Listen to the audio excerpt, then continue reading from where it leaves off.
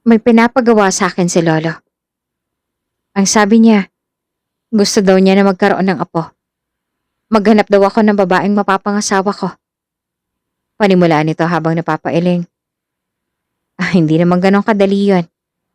Nabanggit mo nga 'di ba na gusto mo na magkaroon ng anak? Bakit hindi na lang kaya ako ang maging ama? Total ay may pinagsamahan naman tayo 'di ba? Tanong nito at napatingin pa sa kanya. Sasagot na sana siya na magsalita ulit ito. Kailangan mo ng asawa? Ibig sabihin, magpapakasal tayo? Hindi makapaniwala niyang tanong.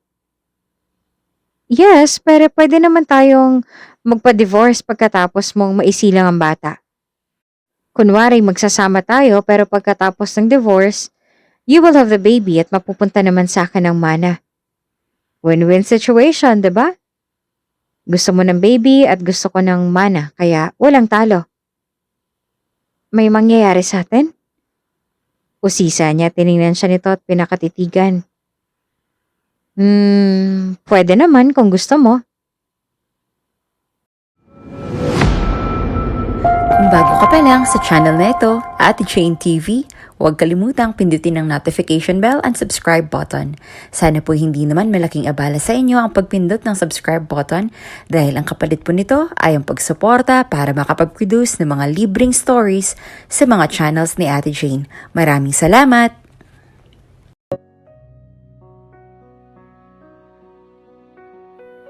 Kian! Tawag pansin ni Benigno. Ang lolo ni Kian habang tahimik silang kumakain sa pagkainan ng gabing yon. Nag-angat siya ng tingin at tumingin sa kanyang lolo. Bakit po, lo? Tanong niya. Pinakatitigan siya nito. May nobya ka na ba? Kumunot ang noon niya dahil sa tanong na iyon ng kanyang abuelo. Bakit naman ito iyon na tanong? Hindi naman ito mahilig magtanong tungkol sa kanyang love life. Bakit niyo naman po natanong, lo? Tanong niya. Huminga naman ito ng malalim. Iho, matanda ka na.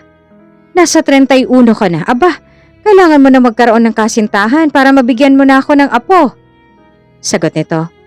Umiling siya. Masaya siya sa buhay niya ngayon. Sakit lang sa ulang pagkakaroon ng girlfriend dahil kailangan niyang bigyan ng time ito. Malaya niyang gawin ng mga bagay na walang nagbabawal sa kanya. Masaya siya sa pamamahala ng kumpanya na iniwan ng kanyang mga magulang. Namatay ang mga ito dahil sa isang aksidente nang minsang namasyal sila. Nabangga sila ng isang bus na nawala ng preno. Dead on arrival ang mga ito. 25 pa lang siya noon. 5 taon niya nang pinamamahalaan ng kumpanya at hindi niya alam kung kailan iyon ipapasa ng lolo niya. Ito kasi ang may right na gawin iyon. Wala pa po akong balak magkaroon ng kasintahan, lolo. Masaya ako sa kung anumang meron ako ngayon. Walang babae na nagbabawal sa akin kung saan ko man gustong pumunta. Malaya akong gawin ang gusto ko. Sagot niya. Gusto ko nang magkaroon ng apo, iho. Gusto ko na magkaroon ka ng asawa na makakasama mo sa pagtanda. Alam mo naman na sabik na ako na magkaroon ng apo lalo na't nag-iisa kitang apo. Wika nito. Nag-iisang anak kasi ng kanyang lolo Benigno ang kanyang ama. Huminga siya ng malalim at umiling. Sorry lo, pero hindi kita mapagbibigyan ngayon. Hinging paumanhin niya at balak na sana niyang ipagpatuloy ang pagkain nang muling magsalita ang kanyang lolo. Ibibigay ko na lang sa pinsan mong si Luigi ang mana at ang pamamahala sa kumpanya kung hindi mo maibibigay ang gusto ko. Anunsyo nito na ikinapantig ng kanyang tenga. Lo, hindi mo pwedeng gawin yon. Ako ang namahala ng kumpanya kaya dapat lang na sa akin ang kumpanya at ang mamanahin ko. Hindi niya napigilang magtaas ng boses dahil sa gulat. Nagkibit balikat ito at tumayo. Pag-isipan mo. Maghahanap ka ng asawa at bibigyan ako ng apo para mapunta sa iyo ang kumpanya at mana? Kung hindi mo gagawin, ibibigay ko kay Luigi iyan. Total may balak naman na siyang lumagay sa tahimik. Kahit papaano ay apo ko rin naman yon. Iyon lang at umalis na ang kanyang lolo Benigno. Nangihinang umupo siya sa silya at napahawak sa kanyang sentido dahil biglang sumakit iyon. Anong gagawin niya? Nakaupo si Kian sa swivel chair ng kanyang opisina at nakaharap sa mga papeles na kailangang pirmahan. Wala sa mga papeles ang atensyon niya, kundi nasa sinabi ng kanyang lolo patungkol sa ginusto nito na mag-asawa siya at magkaroon ng anak. Huminga siya ng malalim. Sino naman kayang pwede kong gawing asawa? Hindi niya napigilang itanong sa sarili habang nakatingala sa kisame na para bang naroon ang kasagutan. Hindi naman pwede na pumulot at dumampot na lang siya kung sino-sino lang na babae. Napabuga ng hininga. Napuntang atensyon niya sa telepono sa mesa nang mag-ring iyon. Kaagad niyang dinampot iyon at nilagay sa kanyang tenga. Kian, si Alex to. Sabit ng nasa kabilang linya. Napaayos siya ng upo. Si Alex ay kaibigan niya magmula high school hanggang kolehiyo. Matalik niya itong kaibigan.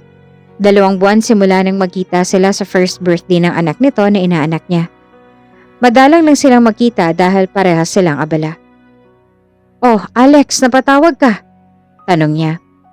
Tumikim muna ito bago nagsalita. May high school reunion tayo sa linggo ng gabi.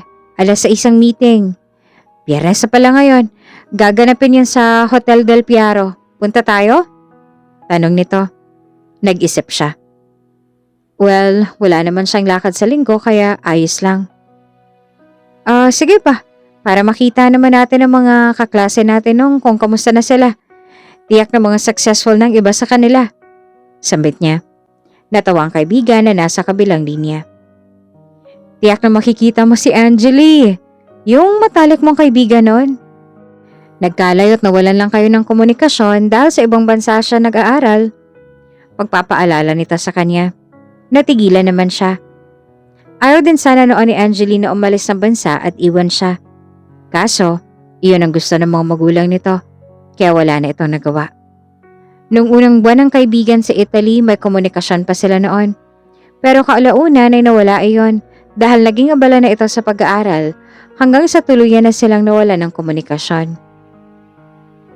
Oy, nawala ka na. Namiss mo siya, no? Tudyo pa ni Alex. Hindi Bumalik lang sa alaala kong mga pinagsamahan namin. Sige, pupunta na ako.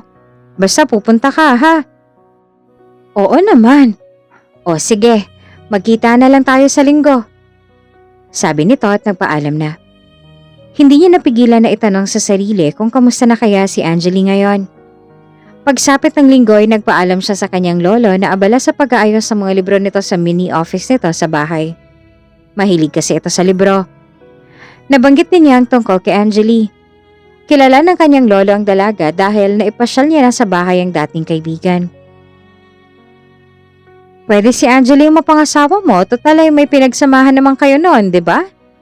Tudyo pa nito. Napailing-iling na lang siya. Lolo, tsak na may kasintahan o asawa na yon. Sabi niya pa. Tiningnan siya nito ng matiim. Basta, yung sinabi ko sa'yo, ha? Bibigyan kita ng 3 buwan para gawin ang ipinapagawa ko, iho. Kapag wala pa sa loob ng 3 buwan ang pinapagawa ko, alam mo na kung anong pwedeng mangyari. Tugon nito at muling ipinagpatuloy ang ginagawa. Napabuntong hininga na lamang siya. Atat na talaga ang kanyang lolo na mag-aapo. Lumabas na siya ng bahay at sumakay sa kanyang sports car ang natungo sa Hotel Del Piaro na pag-aari ng valedictorian nila. Doon na sila magkikita ni Alex. Nang makarating roon sa 3 kilometro ang layo sa kanila, kaagad niyang ipinark ang sasakyan sa parking area at lumabas na ng sasakyan. Akmang tatawagan niya ng kaibigan nang tawagin ito ang pangalan niya. Kian! Napabaling siya sa kaliwang bahagi ng parking area at nakita ang kaibigan na naglalakad palapit sa kanya na may malawak na ngisi sa mga labi. Ganon talaga ito kapag nakikita siya. Niyaya na siya sa loob. Pumasok sila at nagtungo sa elevator at saka pinindot ang floor button ng function hall ng hotel na iyon. Excited na ako makita ang mga dati nating kaklase. Kamusta na kaya si Fiona? Wika nito. Napailing na lang siya sa katusuhan ng kaibigan. May kasintahan na rin kasi ito. Nang bumukas ang elevator, lumabas na sila at saka tinungo ang double door ng function hall. Nag-iisa lang iyon. Pumasok sila at liwanag ang bumungad sa kanila. Nakarinig rin sila ng mga tawanan sa paligid na katunayan na naroon ang iba nilang mga kabatch. Napatingin ang mga ito sa kanila at makikita ang kasiyahan sa mukha nila. Lumapit ang iba na naroon sa kanila at kinamusta. Hanggang sa yayain sila ni Cedric na maupo sa isang bakanting upuan. Si Cedric ang may-ari ng hotel. "Oh, kamusta na kayo?" tanong niya sa mga kabatch. Nagkwentuhan sila ng mga nakaraan nila at mga success stories nila hanggang sa mapadako ang tingin ni Kian sa entrance dahil may pumasok na isang magandang babae. Nakasuot ito ng sleeveless, light pink na hapit sa katawan na hanggang tuhod ang haba. Kita rin ang cleavage nito kaya hindi niya maiwasang mapakunot noo sa suot nito. Well, people change. Ang babaeng yun ay walang iba kundi si Angeli. Lumapit si Kathleen at Cedric rito. Naglakad na mga ito sa direksyon nila. Kinamusta ito ng mga kabatch nila. Hanggang sa paupuin na ni Cedric ang dalaga sa mesa. Nagkatinginan sila. Ngumiti ang dalaga sa kanya at ganun din ang ginawa niya. Tumikim si Alex. Wait lang, kuha lang ako ng wine. Pagdadahilan nito pero alam niya na ng mga sandaling iyon na ginawa lang nito iyong dahilan para makapag-usap sila ng sarili na ng dating kaibigan. Kamusta ka na, Angeli? Tanong niya rito habang titig na titig sa maganda nitong mga mata. Ito yung mata na gustong-gusto niyang tignan sa dalaga noong sila ay nasa high school pa. Ngumiti ito na ikinalitaw ng mapuputi at pantay-pantay nitong ngipin. Ayos lang naman. Eto, CEO na sa kumpanya ni Dad rito sa Pilipinas. Sagot nito. Mayaman na talaga ang pamilya nito. Matagal na rin ang kumpanyang iyon na ang produkto ay sikat na juice sa bansa. Proud siya sa achievement ng dating kaibigan. I'm so proud of you. Ang layo na narating mo, no? Saad niya. Tumawa lang ito. Hindi naman. Nagsisimula pa lang ako bilang CEO. By the way, ikaw, kamusta ka na? Ikaw na bang namamahala ng kumpanya niyo? Tanong nito. Tumangu-tangu siya. Oo. Simula nang mamatay si Dad at Mom, sa akin na ipinagkatiwala ang kumpanya. Pero hindi pa ako totally na nagmamay-ari nito. May gusto kasi si Lolo na gawin ko para makuha ang mana at pati ang kumpanya. Sambit niya. Hindi niya alam pero ng mga sandaling yon ay may tiwala siya sa dating kaibigan, lalo na't may pinagsamahan sila. Tumaas naman ang kilay nito. Ano naman yon? Sasagot na sana si Kian ang may magsalita sa likuran nila. Si Patrick. Kamusta na, Angeli? Bati nito. Sumagot naman si Angeli. Tinanong ni Patrick kung kamusta ang love life nito. Natawa naman ang mahina si Angeli.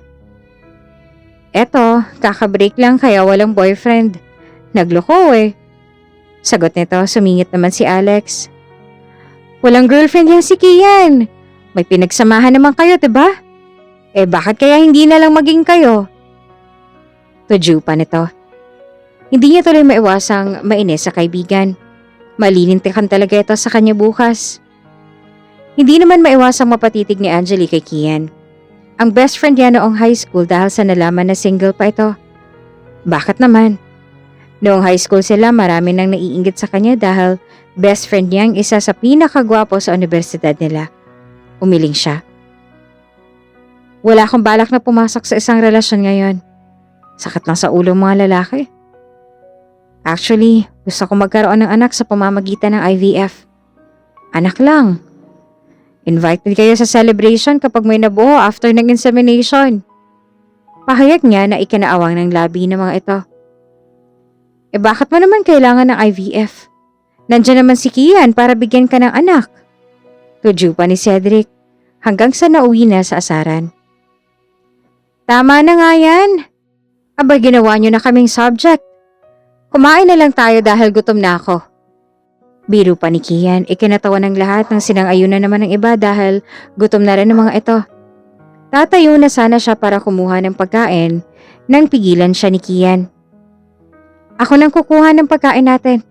Diyan ka na lang. Sabi nito habang nakatitig ng matiim sa kanya.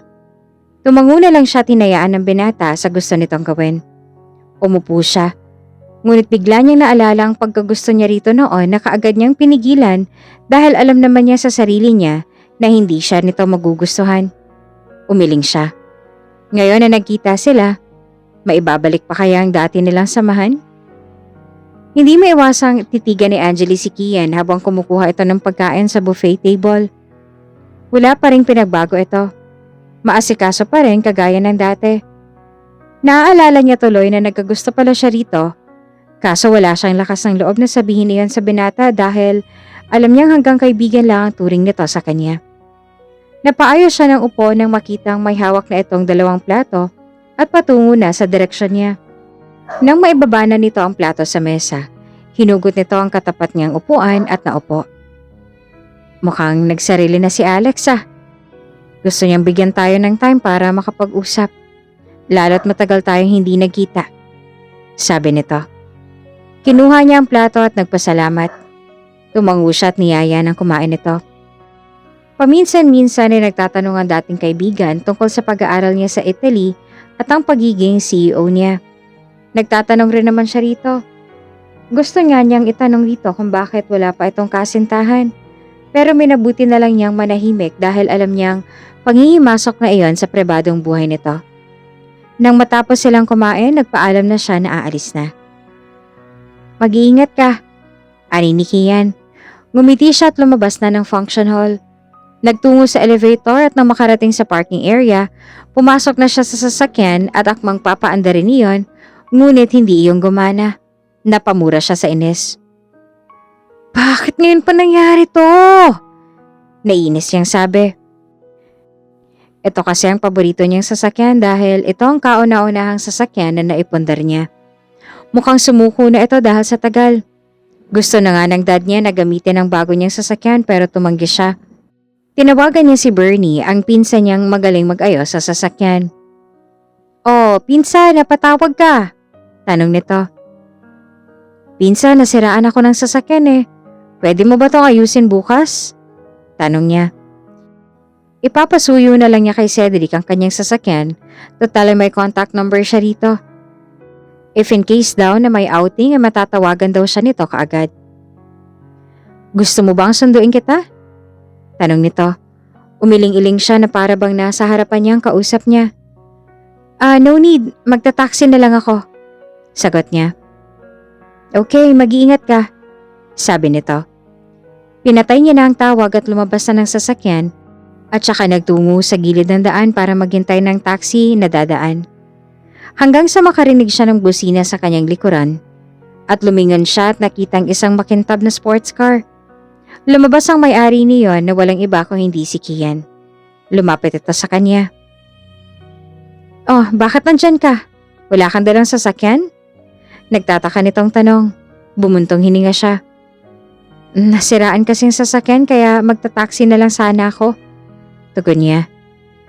Ihatid na kita pa uwi, total pa uwi naman ako. May curfew Ani nito na natatawa. Well, maganda ang offer ng binata. Kaya naman sumang-ayon na siya. Inalalayan siya nito papasok sa loob ng sasakyan. Napangiti siya. Napakaswerte na magiging girlfriend nito. Na makapasok si Kian, pinaandar na nito ang sasakyan paalis sa lugar na iyon. Habang nasa daan ay nagsalita si Kian. Kailan mo balak magpa-IVF? Hindi ko pa alam, pag-iisipan ko pa. Bakit mo pala natanong? May pinapagawa kasi sa akin si Lolo. Ang sabi niya gusto niya daw magkaroon ng apo. Maghanap daw ako ng babaeng mapapangasawa ko. Panimula nito habang napapailing. Hindi naman ganun kadali yun, diba? Nabanggit mo nga, diba, na gusto mo na magkaroon ng anak? Bakit hindi nilang ako maging ama? Total may pinagsamahan naman tayo, diba? Tanong nito at napatingin pa sa kanya. Sasagot sana siya nang magsalita ito ulit. Kailangan mo ng asawa, diba? Ibig bang sabihin magpapakasal tayo? Hindi makapaniwala niyang tanong. Yes, pero pwede naman tayo mag-divorce pagkatapos mong maisila ang bata. Kunwari magsasama tayo pero pagkatapos ng divorce, you will have that baby at mapupunta na sa akin ang mana at ang kumpanya. Win-win situation, diba? Gusto mo ng baby, At ako naman gusto ng mana kaya walang talo sa atin. Paliwanag nito. Medyo naguluhan siya. May mangyayari sa atin? Usisa niya. Tiningnan siya nito at pinakatitigan. Pwede naman kung gusto mo. Wika nito habang matiim itong nakatitig sa kanya. Nakaramdam siya ng awkwardness ng mga sandaling yon. Napakalakas din ang tibok ng puso niya. Hindi pwede. Ayaw niyang ibigay ang sarili sa lalaki na hindi niya mahal. Kaya nga IVF ang naisip niya na solusyon dahil hindi niya ibibigay ang sarili sa lalaking hindi niya mahal. Natawa siya ng malakas. Anong nakakatawa? Ayaw mo ba nang may mangyari sa atin? Tanong ni Kian na nakakunot ng noo. May mangyari sa atin? No way, Kian. Ibibigay ko ang sarili ko sa taong mahal ko. At mahal ako. Hindi sa kung sino lang Hindi kita type, Kian. Matigas niya sabi pero tumututo lang isip niya ng mga sandaling iyon. Dahil kaya niya magustuhan ito pero ang tanong, magugustuhan ba siya nito? May nakita siyang ekspresyon sa mukha nito pero dagli din iyong nawala. Ngumiti ito. Okay, kung ayaw mo may mangyari sa atin, pwede namang insemination rin. Pero sa akin manggagaling yon para maging akin yung bata. Tugon nito. Napaisip siya. Well, tama nga naman ito. At least sa ganoong paraan na hindi mawawala ang iniingatan niya sa matagal na panahon. Biglang sumakit ang ulo niya. Mas mainam siguro na pag-usapan na lang natin yan sa susunod. Pag-isipan ko ng mabuti. Sagot niya. Tumango naman si Kian at hiningi ang cellphone number niya na kaagad naman niyang ibinigay. Na makarating na sila sa kanyang sariling bahay. 2-story lang iyon na napundar niya rin sa pagtatrabaho sa kumpanya bago pa siya naging CEO. Pinagbuksan niya si Kian ng pinto. Bahay mo? Tanong nito. Yes. Proud niyang sabi. Tumingin ito sa kanya. Oh, I'm so proud of you, Angeli. Ang layo na nang narating mo. Sincero nitong sabi. Napatingin siya rito. Seryoso lamang itong nakatitig sa kanya. Hanggang sa lumapat ang palad nito sa kanyang noo at inipit ang naligaw niyang buhok dahil sa hangin at iniipit iyon sa kanyang tenga. Doon lang yan na-realize na na-miss niya ito. Pumasok ka na sa loob para makapagpahinga ka na. Good night, Angeli. Nakangiti nitong sabi at saka nagtungo na sa sasakyan. Hindi ako aalis hanggat hindi ka nakakapasok. Sabi nito sa kanya kaya wala siya nagawa kung hindi ang pumasok na sa loob ng bahay. Pagpasok niya ay narinig niya ang ugong ng sasakyan nito na papaalis na. Napasandal siya sa pinto at napapikit. Nang mahimasmasan ay nagtungo na siya sa kanyang silid para magbihis at makapagpahinga. Pagdating ni Kian sa kanilang mansyon, kaagad siyang nagtungo sa kanyang silid. Matapos makapagbihis ay nahiga na siya sa kanyang kama. Napatitig siya sa kisame at inalala ang mga sinabi niya kay Angeli. Kung maghahanap lang din naman siya ng ibang babae, ito na lang, total naman at gusto nito na magkaroon ng anak. Paano niya kaya ito mapapapayag? Sana pumayag ito. Kinuha niya ang kanyang cellphone at tiningnan ang cellphone number nito sa kanyang contacts. Nagdadalawang isip kung tatawagan ba ang dating kaibigan. Kalaunan ay napagpasyahan niyang tawagan ito. Ilang ring din ang lumipas hanggang sasagutin niyo ng dalaga. Hello? Sino to? Tanong nito. Masigla pa ang boses nito kaya tiyak na hindi pa ito natutulog. Tumikim siya. Si Kian to, Angeli. Pagbibigay alam niya rito. Saglit na natigilan ang nasa kabilang linya. Oh, bakit ka nga pala napatawag? May kailangan ka ba? Tanong nito. About sa suggestion ko kanina. Nakapag-isip ka na ba? Pag-iisipan ko pang mabuti, Kian. I will update you tomorrow. Matutulog na ako dahil gabi na at kailangan ko pang gumising ng maaga para sa pagpunta ko sa kumpanya bukas. Sige, good night. Paalam nito. Good night. Tugon niya naman.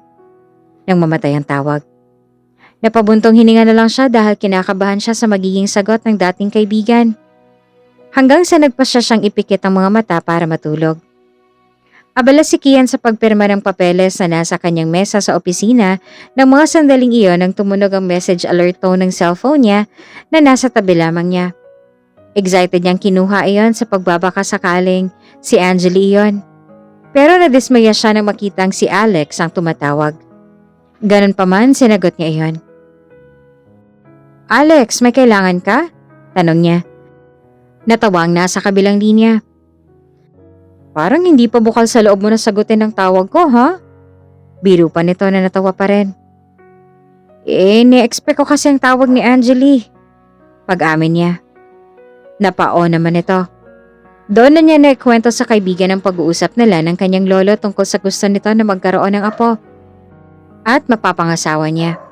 Maging ang pinag-usapan nila ng dalaga ng gabing iyon. Ano sa tingin mo? Tama bang desisyon ko na siyang gusto kong maging ina ng magiging anak ko? Tanong niya. For me, yes. Healthy si Angeli at may pinagsamahan naman kayo, 'di ba? So hindi na mahirap ang magiging setup ninyo dahil kilala niyo na ang isa't isa. Ipinalangin mo na lang na pumayag siya sa desisyon mo para hindi ka na maghanap pa ng babae at magkamali pa sa pagpili. Alam mo na, may ilan na pera lang ang habol sa atin. Sagot nito.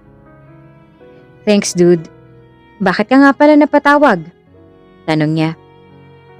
Gusto ko lang kamustahin kayo ni Angeli. Well, mukhang okay naman kayo, so good luck. Iyon lang at matapos magpaalam, pinatay na nito ang tawag. Nang maibaba ang cellphone, nagpatuloy na siya sa ginagawa hanggang sa tumunog na naman ang cellphone niya. Dahil sa akala niya si Alex iyon at kukulitin siya, sinagot niya at sinabing, Dude, istorbo ka talaga. Singhal niya rito. Mukhang busy ka ata. Mamaya na lang ako tatawag. Boses iyon ni Angeli. Nalaki naman ang mga mata niya at napatampal sa kanyang noo. Oh, I'm sorry. Akala ko si Alex. Ganun lang kami noon. Alam mo naman pagdating sa'yo, hindi ako magiging busy. Kamusta ka? Tanong niya. Okay. Apology accepted. Ayos lang naman. Napatawag ako para ipaalam na makikipagkita sana ako sa'yo mamayang lunchtime sa Mila's Restaurant para pag-usapan natin ang tungkol sa naging pag-uusap natin kagabi. Free ka ba? Tanong nito. Oo naman. Sagot niya na agad na ikinatawa ng nasa kabilang linya. Napaawang ang labi niya dahil sa ganda ng pagtawa nito. Para iyong musika sa kanyang pandinig. Okay, see you later. Nito at pinatay niya ang tawag. Nang marating ni Kian ng Mila's Restaurant, pumasok na siya sa loob. Natanaw niya si Angeli na nasa gilid, malapit sa wall. Lumapit siya rito. Mukhang napansin siya ng dalaga dahil bumaling ito sa kanya at ngumiti. Nang tuluyan na siyang makalapit, binati niya ito at binati niya rin ito pabalik at saka siya umupo sa tapat nitong upuan. May lumapit na crew at inilapag ang pagkain nila sa mesa. Wow, nakapag-order ka kaagad? Natatawa niyang sabi. Oo, para makakain na tayo. Gutom na kasi ako. Madami kasi akong ginawa kanina, so kain muna tayo? Tanong nito. Tumango siya at tiningnan ng mga pagkain sa mesa. Napangiti siya dahil alam pa rin talaga nito ang mga paborito niyang pagkain. High school pa lang sila ay meron na itong Mila's Restaurant at madalas silang pumunta rito kasama si Alex na minsan ay nagrereklamo dahil nagiging third wheel lang ito na tinatawanan lang nila. Kaibigan lang talaga ang turingan nila noon ni Angeli. Alam na alam mo pa rin talaga ang mga paborito kong pagkain.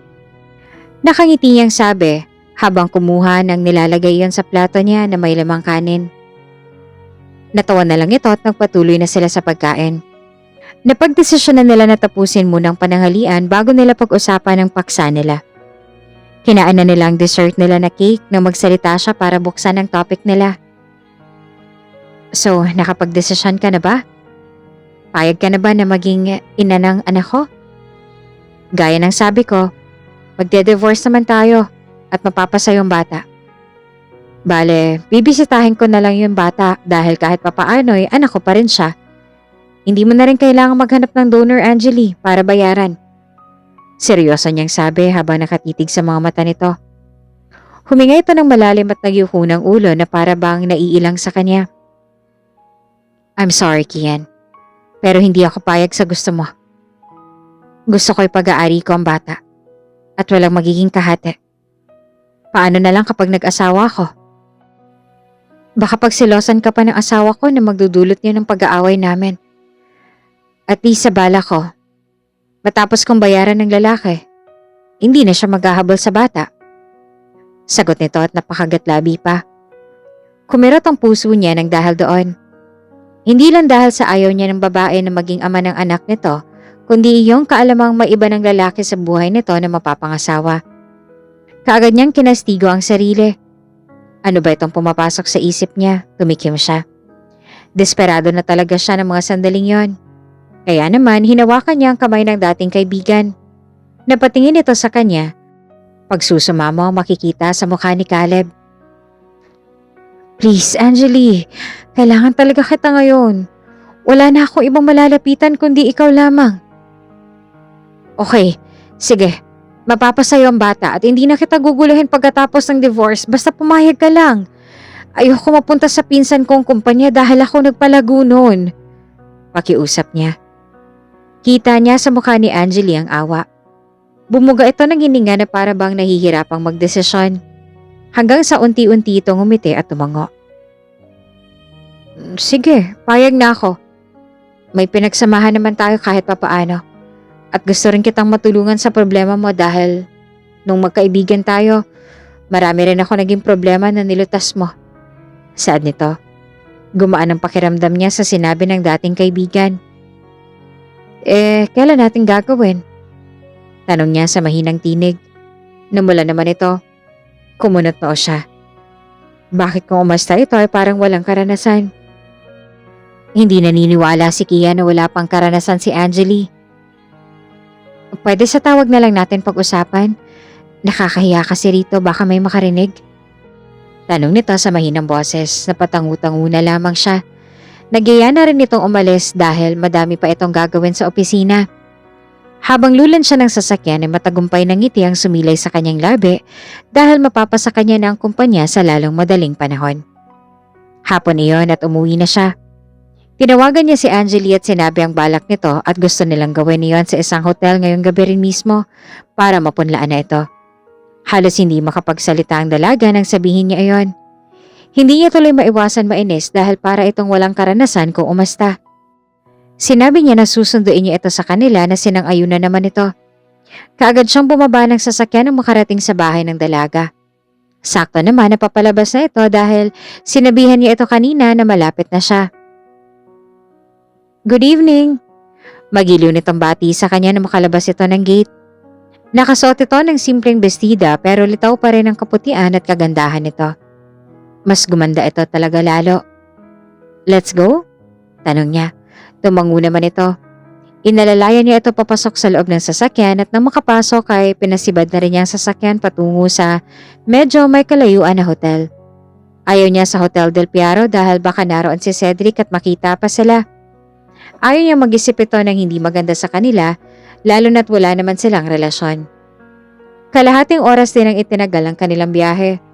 Nang makarating sa Miggs Hotel, ipinark niya ang sasakyan sa parking area at napansin niya din na panay hinga ng malalim si Angeli. Kanina ka pa humihinga ng malalim dyan. Puna niya. Kinakabahan lang ako. Tugon nito. Hinawakan niya ang kamay nito. Relax, ako lang to. Natatawa niyang sabi at para gumaan na rin ang pakiramdam nito.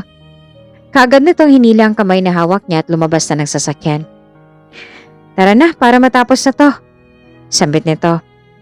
Wala siyang nagawa kundi ang lumabas na rin ng sasakyan. Pumasok na sila sa loob ng hotel. Matapos ibigay ng receptionist ang kanilang numero, nagtungo na sila sa elevator. Tigisa sila ng hotel room.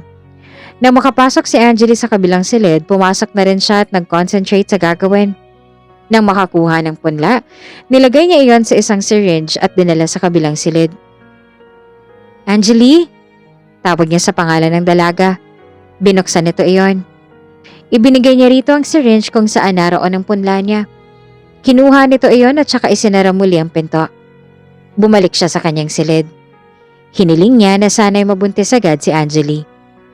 Ilang sandali lamang ay nagtag si Angeli at nagsabi na naipasok na nitong punla niya. Lumabas siya ng silid at muling kumatok sa pintuan ng dalaga. Binuksan nito iyon. Pasok ka. Paanyaya nito. Sa tingin mo ba may posibilidad na mabuntis ka? Tanong niya, ngumiti ito. Actually, nag-ovulate ako ngayon kaya malaki naman ang tsansa na mabuntis ako. Sagot nito ng mga sandaling yon, hindi na maiwasan na maisip ni Kian na magiging ina ito ng kanyang anak. Oh, ba't nakatitig ka ng ganyan? Tanong nito. Umiiling siya. Wala. Gumaganda ka lang kasi. Tugon niya na ikinapula naman ang pisngi nito. Nga pala, ipapakilala kita kay Lolo bilang kasintahan ko sa linggo para makilala ka na niya. Kailangan natin na magpanggap bilang magkasintahan, okay? Ha? Hindi pa naman natin alam kung may mabubuo, diba? Naguguluhan itong tanong. Sinabi niya na mag-iisip lang ito ng positibo na mabubuntis siya. Kalaunan ay napapayag niya rin ito at ito nang ipinakilala sa kanyang lolo. Niyaya itong mag-dinner bago sila umuwi. Tumayo sila at sabay na lumabas ang hotel. Hinawakan niya ang kamay nito. Natigilan ito. Hihilahin na sana ng dalaga ang kamay pero hinigitan niya ang pagkahawak roon at nalamlam ang mga matang tiningnan nito. Kahit ngayon lang, Angeli. Namiss ko lang hawakan ang kamay mo. Pakiusap niya. Wala namang nagawa si Angeli kung hindi ang tumango. Hanggang sa makapasok sila sa elevator at makarating sa restaurant ng hotel na yon, ay magkahawak pa rin ang kanilang kamay. Hindi alam ni Kian pero masaya siya ng mga sandaling yon. Hindi naman maiwasang kabahan ni Angeli habang nakaharap sa salamin at naglalagay ng kolorete sa mukha. Ngayon ang araw kung saan ipapakilala siya ni Kian sa lolo nito. Istrikto ang lolo nito noon pa man. Lagi siyang nagpupunta roon kapag Sabado at Linggo. Sinusundo siya ng personal driver ng mga ito. Hindi naman umahadlang ang magulang niya dahil may tiwala ang mga ito sa binata. Nang matapos sa ginagawa, kinuha niya na ang bag. Sakto naman ang pagdating ni Kian kaya lumabas na siya ng bahay at gate. Muli naging gentleman na naman ito sa kanya. Kamusta na si Lolo Benigno ngayon? Tanong niya. Saglit lang siyang tinapunan ng tingin ni Kian at muling ibinalik ang tingin sa daan. Ayos lang naman siya. Actually, nabanggit ko kagabi na kasintahan na kita. Natuwa siya dahil gusto ka daw niya para sa akin. Pagkukwento pa ng binata. Namulang pisngi niya sa sinabi nito. Binibiro kasi sila noon ng matanda na sana silang magkatuluyan. Hindi na lang siya umimik at ipinikit ang mga mata. Hindi siya nakatulog na maayos kagabi dahil madaming ginawa.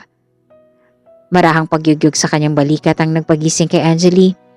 Dahan-dahan niyang iminulat ang kanyang mga mata at nakita ang gwapong mukha ng binata. Aminin niya man o sa hindi, nagkaroon siya ng paghanga rito. Niyaya na siya nito sa loob dahil naghihintay na raw ang Lolo Benigno nito. Kaagad silang pinagbuksan ng pintuan ng isang katulong na sa tansya niya ay nasa 40 anyos na. Pumasok sila at nadatnan ng matanda na nakaupo sa sofa. Kumunot ang noon nito nang makita siya. Angeli, ikaw na ba yan? Tanong nito. Tumango naman siya. Gumiti ito ng matamis at saka lumapit at niyakap siya. Niyakap din siya nito pabalik. Grabe, mas lalo kang gumanda. Kailan ka pa umuwi, Iha? Puri at tanong nito. Kimi siyang umiti at nagpasalamat sa matanda. Tumikim naman si Kian at saka siya inakbayan. Natigilan si Angeli ng mga sandaling iyon at pakiramdam niya ay may kuryenteng dumalay sa kanyang katawan dahil sa pagkakadanti ng kanilang mga balat. Gusto ko lang pong ipaalam sa inyo, Lona. Kasintahan ko na po si Angeli. Pagbibigay alam ng binata sa abuelo. Nanlaki naman ng mga matang nagpalipat-lipat ang tingin nito sa kanya at sa binata. Wow, sana kayo nang magkatuluyan. Gusto ko na kasi ng apo. Sabi ng matanda at matamlay na napangiti. Kita niya sa mukha nito ang pagmamadali na magkaroon na ng apo. Tumingin naman sa kanya si Kian at napatingin rin siya rito. Nahigit niya ang kanyang hininga dahil gahiblan na lamang ang layo ng mukha nila sa isa't isa. Pero hindi siya pwedeng magbawi ng tingin at baka makahalata si Benigno. Soon, Lolo, magkakaroon na rin kayo ng apo. Paniniyak naman ni Kian. Pagkatapos ay niyaya na sila ng matanda na maghapunan na. Habang naghahapunan ay panay lamang ang tanong ng matanda tungkol sa nangyari sa kanya at kinamusta rin ito ang kanyang mga magulang. Naiwan kasi ang mga ito sa Italy at susunod na lamang daw.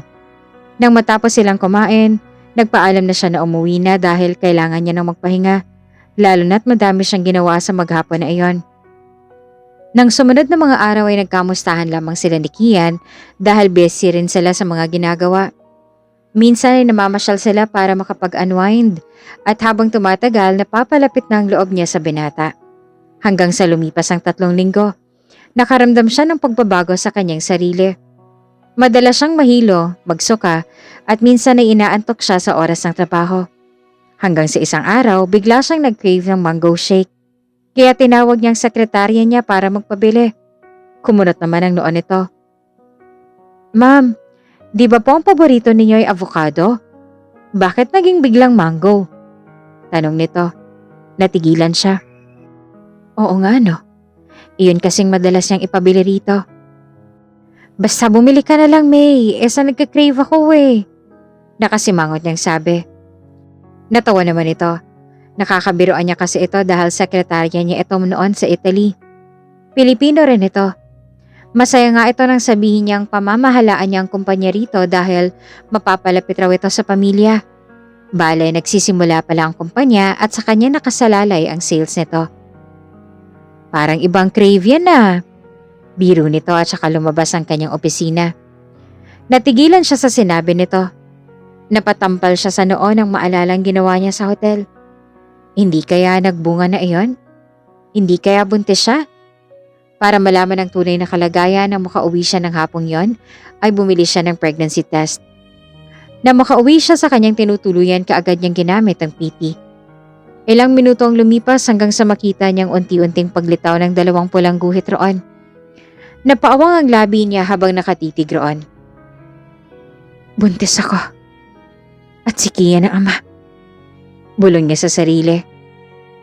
Hindi niya alam kung matutuwa ba siya o malulungkot. Natutuwa siya dahil si Kian ang ama, pero nalulungkot din siya dahil hanggang dito na lang ang lahat. Ginagawa lang niya iyon dahil sa may mamanahin si Kian at siya na may gusto ng anak. Pagkatapos kumain at makahiga sa kanyang kama, hawak niya ang cellphone at pinag-isipan kung sasabihin na ba iyon kay Kian. Nagulat na lamang siya nang bigla iyong tumunog. Tumatawag ang binata. Kaagad niyang sinagot iyon. "Hello? Naistorbo ba kita? Akala ko natutulog ka na nang tumawag ako." Sabi ng nasa kabilang linya. Napapikit na dahil sa swabing boses nito.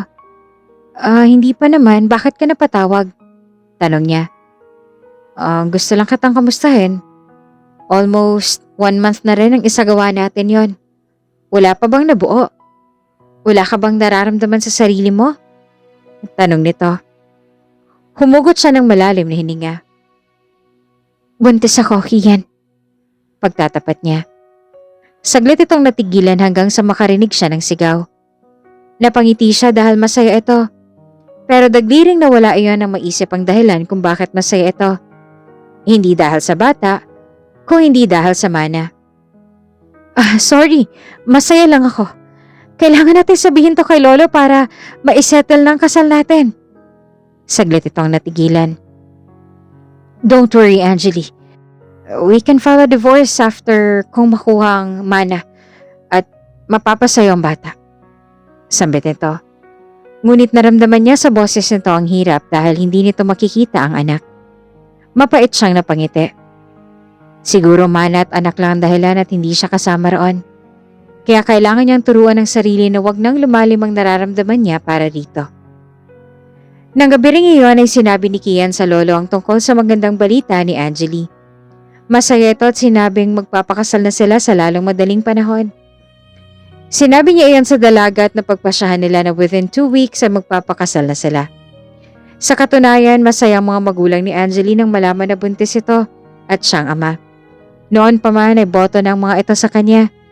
Bilang lamang ang mga bisitang inanyayahan sa kasal na isinagawa sa huwes lamang dahil kung sa simbahan ay maraming proseso pang gagawin. Nang matapos ang kasal, inalok na Benigno na sa kanilang mansyon na lang tumira ang babae. Pumayag naman si Angeli. Nanatili naman ang mga magulang ng asawa sa bahay nito at uuwi sa Biyernes 3 araw mula ngayon. Magkatabi sila sa iisang silid pero malayong distansya ng bawat isa na para bang may sakit siyang nakakahawa. Kinabukasan maagang nagising si Kian. Napatingin siya sa kanyang katabi na mahimbing nang natutulog. Pinakatitigan niya ito.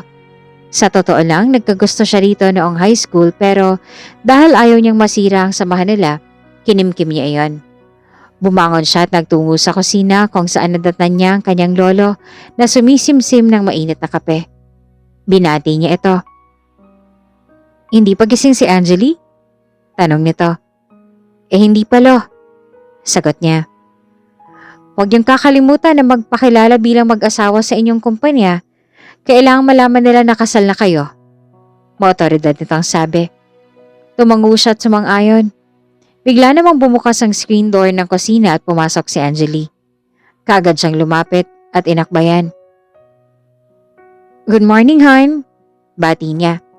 Tiningnan niya ito na nagpapahiwatig ng kasunduan nila na dapat ipakita nila sa mga tao na mag-asawa sila.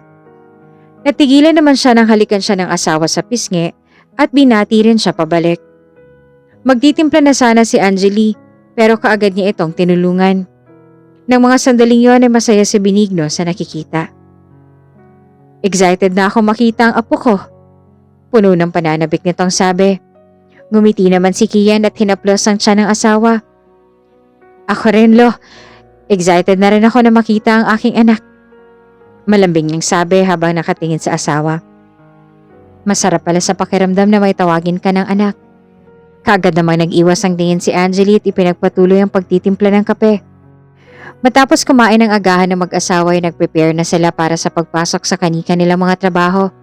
Inihatid ni Kian si Angeline sa opisinang pinamamahalaan nito. "Kailangan nilang malaman na mag-asawa na tayo, Angeli," sabi niya habang naglalakad sila papasok sa loob. Tumango naman ang babae. Nang makapasok ay pinatawag ng asawa ang mga empleyado sa lobby. Maluwag iyon at nagkasya ang mga naroon na. Inakbayan niya ito. Naramdaman niya na natigilan ito at binulungan niya ito. "Ako na magsasabi dahil ako ang lalaki." Kinuha niya ang mic at ibinigay sa kanya ng receptionist at ini-on ito ang speaker na nasa sulok ng lobby. "Good morning, everyone. I'm here in front of you because I have an important announcement." Panimula niya. Natigilan ng mga naroon at ang bulungan kung ano kaya ang announcement na iyon, pero ang iba ay parang may ideya na kung ano yon. "Me, Kian Munoz, is now married to your boss, Angeli Munoz." Palakpakan ng mga naroon dahil sa narinig at binati sila ng congratulations. Iyong iba na malapit ay kinamayan sila. Nagsigawan ng mga ito ng isang halik daw. Napalingon siya sa asawa at kitang-kita ang pamumula ng pisngi nito. Bumulong siya. "Okay lang ba na halikan kita sa publiko? Hindi naman pwede na tanggihan natin sila, 'di ba? Dahil baka makahalata sila." Aniya. Tumango naman ito. "Oo, okay lang. Kailangan eh." Sagot nito at parang may tumusok sa puso niya sa sagot nito dahil pumayag ito na halikan siya dahil sa kailangan at hindi dahil sa gusto nitong halikan niya ito. Isinantabi niya iyon at hinawakan ng baba ng asawa at dahan-dahan na inilapit ang mukha rito hanggang sasakupin niya na ang labi nito. 5 segundo lang itinagal ng halik hanggang na si Angelina ang unang nagbawi ng halik. Ang isa sa napansin niya, hindi ito marunong humalik. Ngumiti ito sa mga naroroon. Palakpakan na naman ang mga tao. Nang maihatid niya ng babae sa opisina nito, sinabihan niya na sabay na silang magla-lunch na sinang-ayunan naman ito. Agad siyang nagtungo sa parking area at pinamaniobra ang sasakyan patungo sa kumpanyang pinamamahalaan. Napahawak siya sa kanyang labi. Iyon ang kauna-unahang pagkakataon na hinalikan niya ito. Napangiti siya. Hindi ko akalain na ganun pala katamis ang halik ni Angeli. Sambit niya sa sarili. Tanghali iyon, 11:30 pa lang ng umaga ay nagtungo na si Kian sa opisina ng asawa. Nang nasa pintuan na siya ay napakunot ang noon niya nang marinig na may nag-uusap. Bigla namang kumulo ang dugo niya nang marinig na nagtatawanan ng mga ito at nagbibiroan sa isa't isa na para bang close na close sila. Kaagad niyang binuksan ang pintuan dahil hindi iyon nakalock. Nakita niya si Angeli at ang isang lalaki na sa tansya niya ay mas matanda sa kanya ng mga 3 taon. Pero hindi hamak na mas gwapo siya rito. Napabaling ang mga ito sa kanya. Han, nandito ka na pala. Sana kumatok ka man lang bago pumasok. May bahid ng inis sa sabi ng babae. Tinignan siya ng masama ng lalaki. Bakit ako kakatok? Asawa naman kita. Pagdidiin niya sa salitang asawa. Tumango ang lalaki at nagpaalam na sa kanila. Mas lalo lamang siyang nainis nang umiti ng matamis si Angeli rito. Bakit kayong dalawa lang rito? Seryoso niyang sabi na parang nagpapahiwatig na may ginagawang hindi magandang asawa. Kumunot ang noon nito. Ano naman ngayon kung magkasama kami rito? Wala kaming masamang ginagawa, Kian. Matagal ko na siyang kilala, kaya wag mo akong pagdududahan. At saka tandaan mo na set up lang lahat ng ito. Kaya wala kang karapatan na pagbawalan ako. May diin itong sabi. Tagos sa puso ang mga sinabi nito, pero alam niyang may mali rin siya roon. Hindi naman niya ito pag-aari para pagbawalan. Nasaktan siya pero iyon ang totoo. Dahil ng mga sandaling yon ay unti-unting bumabalik ang nararamdaman niya rito. Huminga siya ng malalim. Sorry. So let's go? Kakain tayo, di ba? Nakangiti niyang sabi. Lumambot ang ekspresyon ni Angeli at naisip sa mga sinabi. Humingi ito ng tawad sa kanya na kaagad naman niyang tinanggap. Ginagap niya ang kamay nito at sabay silang lumabas ang opisina. Ang hindi nila alam ay may isang matanda sa gilid ng opisina at narinig ang pinag-uusapan nila. Walang iba, kundi si Benigno. Balak sana nitong bisitahin si Angeli pero hindi niya akalain ang maririnig.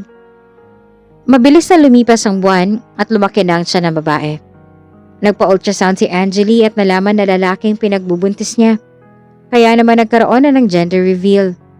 Talagang makikita kay Kian ang pag-aalalay sa asawa habang isinasagawa ang gender reveal.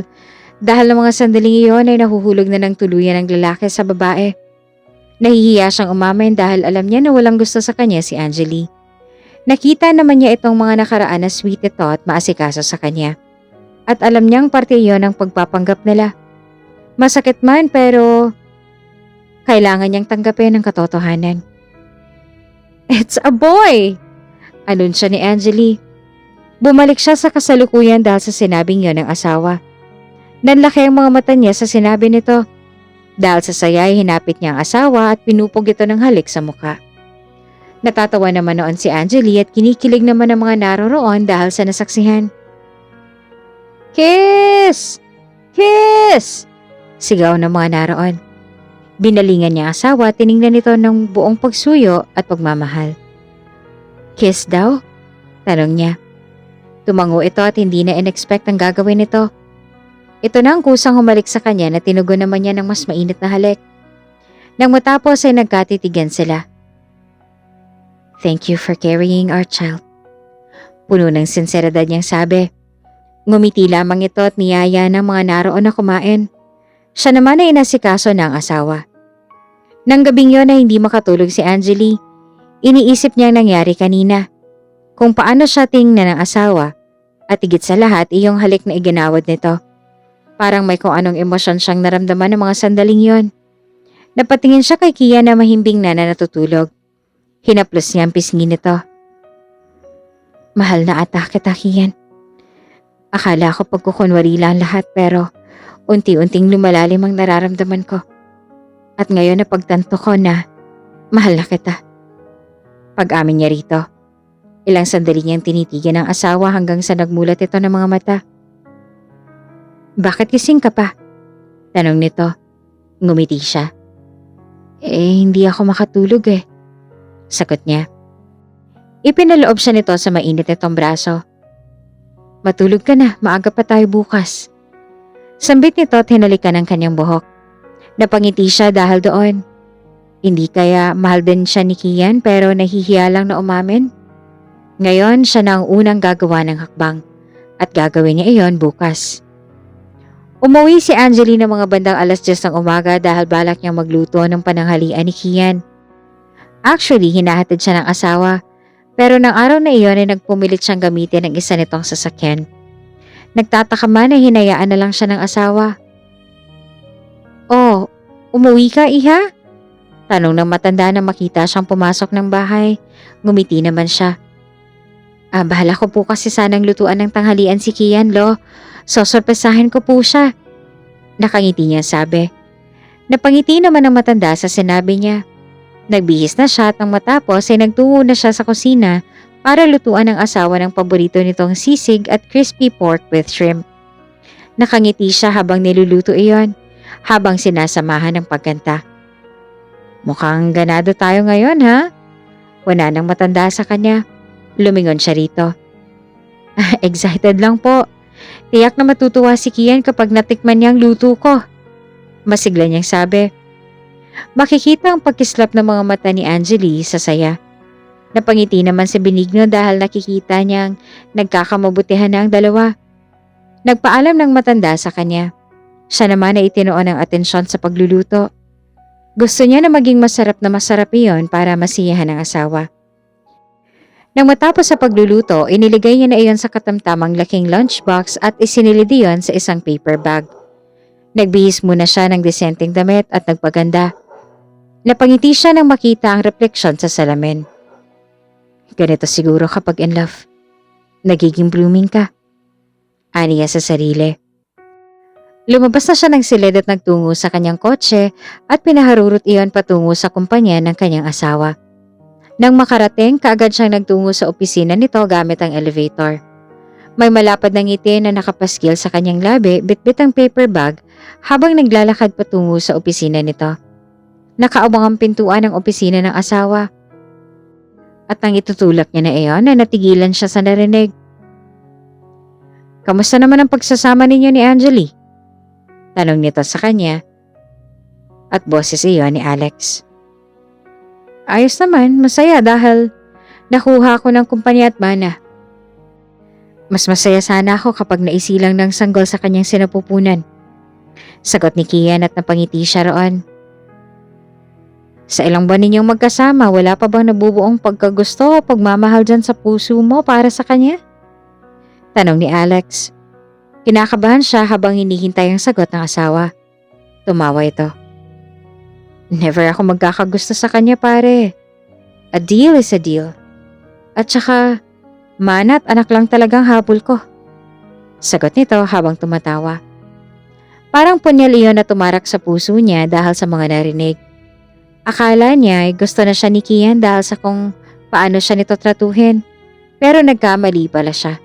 Pakitang tao lang palang ipinapakita nito alang-alang sa mana at kumpanya. Napakagatlabi siya dahil sa pinipigil na iyak. Kagad siyang tumalikod at sumakay ng elevator. Ngunit sa kabilang banda nag-usap sina Alex at Kian. Bakit parang hindi naman yun nakikita ko nitong mga nakaraang araw? Ang sweet mo sa kanya at halatang may gusto ka sa kanya.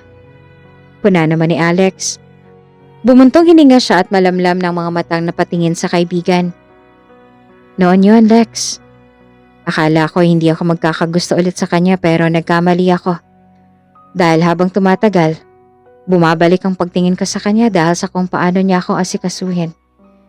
Hindi lang pagkagusto ang nararamdaman ko para sa kanya, kundi mahal ko na siya. Pag-amin niya sa nararamdaman niya. Bumuga ng marahas na hininga ang kaibigan. Di sabihin mo na sa kanyang totoo. Mahirap yang kinikimkim ang nararamdaman. Payo nito at ngumiti siya. Aamin ako pagkasilang ng aming anak. Wow, ang sarap pakinggan kapag sinabi ko na aming anak. Aniya nakisa pa mga mata. Natawa naman ng mahina si Alex. Nako, in love ka nga talaga. Sabi nito tsaka tumayo at nagpaalam na dahil madami pa daw itong gagawin. Napailing-iling na lang siya. Hindi niya akalain na masarap sa pakiramdam ang pagiging in love habang nasa harap ng monitor ng computer. Excited na siyang umuwi para makita ang kanyang asawa. He's inspired na pagbutihin ang ginagawa para sa kanilang pamilya. Pag-uwi niya, excited na siyang pumasok sa loob ng bahay para makita ang asawa. Dadatnan pa niya ang kanyang lolo sa salas na abala sa pagbabasa ng libro. Matapos magmano ay tinanong niya kung nasaan ang kanyang asawa. Ang sabi nito, nasa kusina tinutulungan si Manang Isay, ang katulong nila. Kaagad siyang nagtungo roon at nakita ang asawa na kausap ng matandang babae. Lumapit siya rito at niyakap sa likuran. Han, good afternoon. Bati niya at hinalikan ito sa leeg. Itinulak siya nito na ikinagulat niya. Nagpaalam ito sa matanda. Wala ako sa mood. Pupunta lang ako sa silid, may gagawin lang ako. Paalam ni Angeli. Nagtataka man ay sinundan niya ito. May problema ba tayo, Angeli? Tanong niya. Nang nasa hagdan sila ay napatingin sa kanila si Benigno at nahulaan na may hindi sila pagkakaintindihan. Nang makapasok sa silid ang asawa, hinawakan niya ito sa kamay at pinaharap sa kanya. May problema ba? Tanong niya habang titig na titig sa mga mata nito. Nagbaba ito ng mukha. Parang nakita niyang sakit sa mga mata nito. Pero bakit naman ito masasaktan? Pwede ba huwag ka nang maging sweet? Alam naman natin na di lang lahat ng ito, di ba? So please stop being sweet. Hindi ko nagugustuhan. Masama ang tingin na sabi nito. Nasaktan siya sa sinabi nito. Parang ipinamukha sa kanya na hindi siya nito magugustuhan.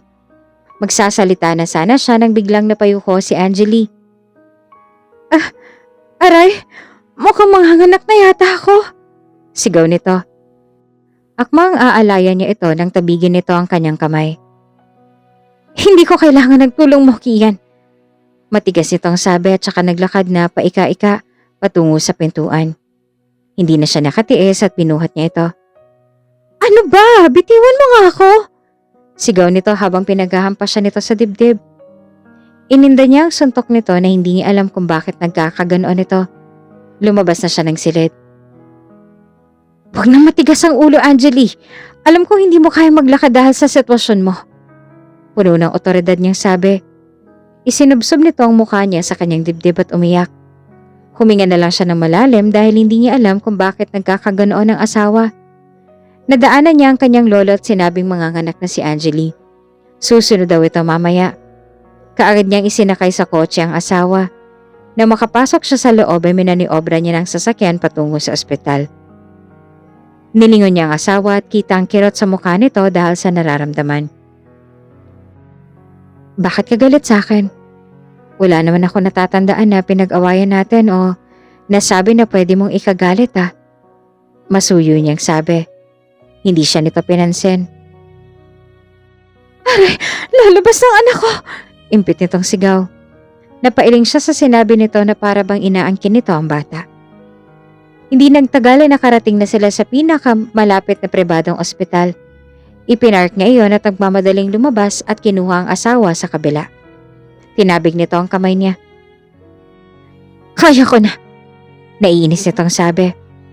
Pero dahil malakas siya, binuhat niya ulit ito. Nang makarating sa loob, kaagad na inalalayan sila ng isang nurse. Inihiga niya si Angeli sa isang stretcher at nagmamadali silang nagtungo sa delivery room. Sinabi niya kung pwede ba siyang pumasok sa loob lalo na't asawa niyang manganganak. Pinayagan naman siya. Mabuti na lang at may doktor na kaagad na tumingin kay Angeli. Hindi maiwasang mapangiwi ni Angeli nang makarating siya sa delivery room. May sisilang lang niya ang bata. Lalayo na siya at aalis na sa piling ni Kian. Total ay nakuha naman na nito ang mana at kumpanya. Kaya para saan pa para manatili siya rito gayong hindi naman pala siya nito mahal. Napatingin siya kay Kian na nag-aalalang nakatingin sa kanya. Kung hindi lang niya alam ang lahat, iisipin niya na sobrang nag-aalala ito sa kanya. May pumasok na doktor at kaagad siyang sinuri. Pwede mo ilabas ang bata ng normal? Saad nito. Nanlaki ang mga mata niya. No, hindi niya pwedeng ilabas ang bata ng normal. She's still a virgin. Hindi po ba pwedeng cesarean? Kagatang labi niya na tanong. Kunot noon naman ang doktor. Ha? Bakit? Mas maganda kapag normal. At least wala ka nang iintindihan na sugat at mas mabilis ang pagaling mo. Sabi pa ng doktor. Tumingin siya kay Kian na kababakasan sa mukha nito ang pagtataka. Hindi man ito sabihin ay alam niyang iniisip nito na hindi siya berhen. I'm still a virgin, Doc. Virgin mom po ko. Pagtatapat niya. Nanlaki naman ang mga mata ng doktor dahil sa sinabi niya. You're still a virgin? How? Buntis ka na nga, diba? May ginawa ba kayong proseso para mabuntis ka? Manghang tanong ng doktor. Tumango siya. At akmang magsasalita na sana siya nang maunahan siya ni Kian. Ipinaliwanag nito ang ginawa nila. Napatangu-tango ang doktor habang nakikinig sa lalaki. Nang matapos magpaliwanag ni Kian, bumaling sa kanya ang doktor. Okay, cesarean. Nakangiti nitong sabi. Nagpaalam si Kian na lalabas na at siya naman ay tinurukan na ng anesthesia at unti-unting nakatulog na siya. Nagising si Angeli na nasa loob na siya ng isang silid. Nararamdaman niya ang kirot sa kanyang tagiliran. Mabuti at gising ka na. Hindi niya nalingon ito dahil hanggang ngayon ay masakit pa rin lahat ng mga narinig. Umupo ito sa silya na naroon at bumuntong hininga. Galit ka ba sa akin, Angeli? Tanong nito. Rinig niya ang lungkot na iyon. Bakit naman ito malulungkot? Lumingon siya rito at tiningnan nito sa mga mata. Hindi. Gusto ko lang iwasan ka dahil sooner or later kailangan naman na natin maghiwalay. Alam naman natin pareho ang dahilan kung bakit natin to ginagawa, diba? Paliwanag niya. Kitang-kita niya ang sakit na bumabalatay sa mukha ni Kian, pero bigla rin iyong naglaho at ngumiti. Isang malungkot na ngiti. Tumango ito.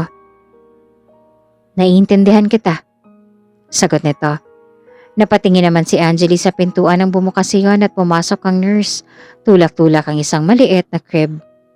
Hindi napigilan ang pagtulo ng luha sa kanyang mga mata nang makita ang anak. Napakagwapo po niya, misis. Sabi ng nurse. Kamukha ko. Nakangiting sabi ni Kian. Nang maibigay sa kanila ang bata, umalis na ang nurse. Tiningnan siya ng asawa at kitang-kitang pangingislap ng mata nito. Namana niya sa iyo ang mata at labi. Masaya nitong sabi. Hindi siya umimik. Napatitig siya sa anak at hinaplos ang pisngi nito. Napatingin siya kay Kian na masayang nilalaro ang anak. Nakapagdesisyon na siya. Magfa-file na siya ng annulment after nito. Masakit man para sa kanya ang gagawin pero iyon ang kailangan. Gusto niya nang makalimot. Gusto na niyang mag-move on para mawala ng nararamdaman niya para sa asawa and soon ay magiging ex-husband. Nagising na lamang si Angeli ng bandang 4:00 ng hapon. Napatingin siya sa kanyang anak na nasa kanyang tambi na mahimbing na natutulog. Nasa crib pa rin ito para hindi ito mahulog. Total, gising ka naman ah. Pupunta muna ako sa kantin ng hospital para makabili ng pagkain. Paalam pa ni Kian. Tumango lamang siya. Napabuga lang ng marahas na hininga. Siya kanilapitan ng sanggol at hinaplos ang pisngi nito at umalis na. Siya naman ay tinawagan si Attorney Patrice, ang attorney ng kanilang pamilya. Ilang ring ang lumipas bago iyon sinagot ng mga nasa kabilang linya. Ma'am Angeli, long time no call po. Biro nito na ikinatawa niya. Kinamusta niya ang abogado. Eto, ayos naman po ma'am, kayo po. Tanong nito. Eto, nanganak na. Di ba nabanggit ko sa'yo nung kinamusta mo ako na buntis ako? Sabi niya. Wow, congratulations po! Asik nitong sabi. Matapos magpasalamat, sinabi niya na ang pakay niya. Gusto ko mag-file ng annulment. Sabi niya. Biglang natahimik ang nasa kabilang linya. Hindi ko alam kung bakit ka magfa-file, ma'am, pero sige po, asahan po ninyo ang mga annulment papers po. Sabi nito. Pagkatapos silang ikasal ni Kian, pinoproseso niya ng annulment papers kasi hindi yung basta-basang napoproseso. Kaya ngayon, pirma na lang ng asawang kailangan. Nanginginig ang mga kamay na magpaalam siya kay Patrice. Sakto naman na dumating na si Kian na may dalang pagkain na ang iba ay pwede niyang kainin. Okay ka lang? Tanong sa kanya ng asawa nang mapansin ang mood niya. Tumango lamang siya at ngumiti at saka nagpasalamat sa ibinigay nitong soup kanina. Isang linggo rin ang itinagal ni Angeli bago sila nagpasya na umuwi. Alagang-alaga siya ni Kian pero hindi niya maiwasang malungkot kung paano siya nito tratuhin. Para bang hindi siya nito kilala o hindi siya nag-e-exist. Hindi niya alam kung bakit nagkakaganoon ito. Pero sigurado na siya sa desisyon niya na ipagtapat ang nararamdaman para sa asawa. Ayos lang ba yung pwesto mo? Tanong niya kay Angeli nang maiayos niyang higaan nito ng gabing yon. Oo, okay lang ako. Huwag mo ko alalahanin. Kaya kong sarili ko. Matigas itong sabi. Doon na naubos ang pasensya niya at hinarap niya ito. Paano hindi ako mag-aalala, Angeli? Asawa kita. Kaya natural lang na mag-alala ako sa'yo. Naiinis niyang sabi. Kumunot naman ang noon nito. Oo, asawa mo lang ako sa papel. Pero hindi mo ako magiging asawa rito, Kian. Sigaw nito at itinuro ang puso nito. Hindi niya maiwasang manginig dahil sa sakit na nararamdaman. Tumawa siya. Oo nga naman. Paano mo nga naman ako maituturing na tunay na asawa? Hindi mo naman ako mahal. 'Di ba, Angeli? Hindi mo nakikita ang mga pagsisikap ko para maiparamdam sa'yo na mahal kita at seryoso ako sa'yo. Ani habang titig na titig sa mga mata ng dalaga. Hindi niya napigilan ang luhang dumuosdo sa kanyang pisngi dahil sa sakit na nadarama. Napaawang ang labi ni Angeli sa mga sinabi niya. Anong sabi mo? Mahal mo ako? Hindi makapaniwala nitong tanong. Manhid ka ba, Angeli? Hindi mo ba naramdaman na mahal kita? Naiinis niyang sabi. Umiling-iling ang asawa. Hindi totoo yan. Sinasabi mo lang mga yan dahil ayaw mong mahiwalay sa bata. Dahil sa napagkasunduan natin na mapapasakan ng bata kapag iproseso ng annulment papers natin. Bukas din ay matatanggap mo na yon dahil aasikasuhin na yun ng abogado ko. Sabi nito at nag-iwas ang tingin. Parang bomba iyon na sumabog sa buo niyang pagkatao. Hindi niya akalain na gusto pala talaga nitong maghiwalay sila. Akala niya ay mahal na siya nito dahil na rin sa mga ipinaparamdam nito sa kanya nung ito ay buntis pa. Humugot siya ng malalim na hininga. Naninikip ang dibdib niya sa mga sinabi nito. Okay. Hihintayin ko ang annulment papers. Bukas. Sabi niya at umalis na ng silid nito. Teka, saan ka pupunta? Tanong ng kanyang lolo nang madaanan niya ito na papalabas ang silid nito. May pupuntahan lang ako. Sabi niya. Hindi mo babantayan ang asawa mo? Nakakunot ang noon at sabi nito. Tumawa siya na mahina. Hindi niya ako kailangan, lolo. Sabi niya at umalis na sa harapan ng matanda. Bukas sasabihin niya sa lolo ang ginawa niyang pandadaya para lang makuha ang mana at ang kumpanya. Sa ngayon gusto muna niyang mapag-isa at uminom ng alak at baka sakali na mawala ang bigat na nararamdaman niya. Nang nasa sasakyan na siya, tinawagan niya si Alex. Yes bro, what's up? Sagot ang nasa kabilang linya. I need you bro. Pwede ka ba ngayon? Tanong niya. Yes bro, saan tayo? Tanong nito. Matapos sabihin ng bar at magkita na lang sila doon, pinaharurot na niya ng sasakyan patungo sa bar na ito. Nang makarating ay pumasok na siya sa loob at nakita ang kaibigan na nasa isang sulok at kumakaway sa kanya. Lumapit na siya rito at umupo sa katapat nitong upuan. Sakto naman na dumating ang waiter at inilapag ang 2 beer sa kanilang mesa. Simpleng bar lang ito at ang karamihan sa mga narito ay walang pakialam sa mga tao na nasa paligid nila. Ang mahalaga ay nakakapagsaya sila. Oh, anong problema pare? Tanong ng kaibigan habang sinasalina ng beer ang baso niya. Hindi ako mahal ni Angeli. Nagtapat na ako sa kanya at doon ko nalaman na hindi niya ako kailanman matututunang mahalin. Malungkot niyang sabi. Kinuha niya ang baso niya at ininom iyon. Nanood sa kanyang dila ang lasa ng beer. Kailan ba nang huli siyang uminom ng alak? Hindi niya na matandaan. Simula nang mapangasawa niya si Angeli, huminto na siya. Kung hindi ka talaga kayang mahalin, wala tayong magagawa ron pre. Iyon lang, kawawa ang anak niyo dahil lalaki siyang walang ama o broken family. Malungkot din na sabi ni Alex. Hindi ko alam Alex, gulong-gulo ako. Lalo't na iayos na ng abogado niyang annulment papers. Nanulumo niyang sabi. Bumuga ng marahas na hininga si Alex. Nakoy, malaking problema nga yan. Mas mainam na humingi ka ng tulong sa lolo mo baka sakali na may alam siyang paraan para magkaayos kayo ni Angeli. Sabi nito. Nanlaki ang mga mata niya sa sinabi ng kaibigan. Tama ang suwestyon nito. Tama ka. Tumayo ito at nagsalubong ang kilay niya. Oh, iiwan mo ako? Sorry Brad, pero kailangan kong ayusin to ngayon at sasabihin ko na kay Lolo ang totoong nangyari. Salamat pre, mag-iingat ka. Sabi nito at nagmamadaling umalis ng bar. Napailing-iling na lang si Alex. Iba talagang nagagawa ng pag-ibig. Sabi niya tsaka tumayo na rin at nagbayad sa counter bago lumabas ang naturang bar. Na makauwi na si Kian, agad siya nagtungo sa silid ng asawa at naabutan na natutulog pa ito. Umupo siya sa gilid ng kama at hinaplos ang pisngi nito. Sisiguraduhin ko na mamahalin mo ako, Angeli. Gusto kong maging buo tayong pamilya. Hindi ako papayag na mapunta ka sa iba. Akin ka lang. Mapang-angkin niyang sabi. Tumayo na siya at nagtungo sa opisina ng kanyang lolo at nadatnan niya itong nagbabasa ng libro. Nagangat ito ng tingin sa kanya.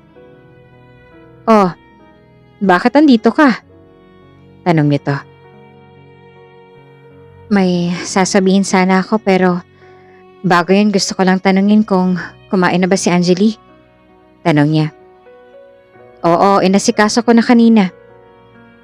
Sagot nito. Naglakad siya patungo sa mesa nito at umupo sa visitor's chair. Lo, may sasabihin sana ako. Panimula niya. Ibinaba ni Benigno ang libro sa mesa at itinoon ng pansin sa apo. Ano yon? Tanong nito. Humugot muna ng malalim na hininga si Kian bago sumagot. Ang totoo po niyan ay set up lamang po ang lahat. Mula sa pagiging magkasintahan at hanggang sa ikasal kami. Pinag-usapan po namin yun, Lo. Gusto kasi ni Angeli na magkaroon ng anak kaya inalok ko siya sa isang kasunduan. Pagkatapos ko makuha ang mana, mapupunta sa kanyang bata. Pero Lo, minahal ko po siya. Pag-amin niya, nakatitig lamang sa kanyang abuelo. Ang kaso, hindi kanya mahal? Paniniyak nito. Tumango siya at napangisi. Ganun talaga siguro, Lo. May mga bagay na hindi para sa'yo. Tinitigan niya ng matiim ang matanda. Hindi ako papayag na hindi mapapasakan si Angeli, Lo. Gagawin ko ang lahat, mahalin niya lang ako. Pero kailangan ko ang tulong mo, Lo, para na rin sa kapakanan ng bata. Nakikiusap niyang sabi. Hindi ako nangangako, pero sige. Gagawa ko ng paraan para magkaayos kayo at hindi kanya iwan. Ginagawa ko ito para sa bata. Dahil kawawa siya kapag lumaki siyang hiwalay ang magulang. At syempre apo kita kaya gusto kitang tulungan. Sagot nito at gumiti. Siya naman ay napatayo at lumapit kay Benigno at yumakap. Salamat, Lolo. Emosyonal niyang sabi. Tinapik-tapik ng matanda ang kanyang braso. Wala yun. Ikaw na lang meron ako kaya hangad kong ikasasaya mo. Sabi nito. Maagang nagising si Angeli dahil pupunta si Patrice roon. Sa labas lamang ito dahil tiyak na makikita ng matandang abogada at tiyak na magtataka ito. Hahanap pa sana siya ng tiyempo para makausap ito at maipaliwanag ang dahilan. Kung bakit gusto niyang ipaanol ang kasal ng Lani Kian. Saktong alas 6 ay nag-text na si Patrice na malapit na raw ito. Lumabas siya ng silid at tumingin sa paligid, mukhang tulog pa sila. Ngunit alam niyang nag-aasikaso ng kasambahay sa kusina ng mga sandaling yon. Lumabas siya ng bahay at tinungo ang gate. Lumabas agad ang abogada at inabot sa kanyang isang brown envelope na naglalaman ng annulment papers. Kaagad niyang inabot iyon. Salamat, Patrice. Pasensya ka na't hindi kita mapapatuloy sa loob, ha? Alam mo naman ang sitwasyon ko. Paghingi na ng paumanhin. Nagsabi kasi siya rito ng nararamdaman at masaya siya dahil kahit papaano ay gumaan ang pakiramdam nito nang magbigay ito ng payo sa kanya. Ngumiti naman ito. Ayos lang, naiintindihan ko. So, paano ba yan? Mauna na ako, ma'am. Kapag may kailangan ka at kailangan mo ng kausap, nandito lang ako. Sabi nito. Matapos magpasalamat ay pumasok na siya sa loob ng bahay. Mabait talaga si Patrice. At kung ituring niya ito ay parang kapatid.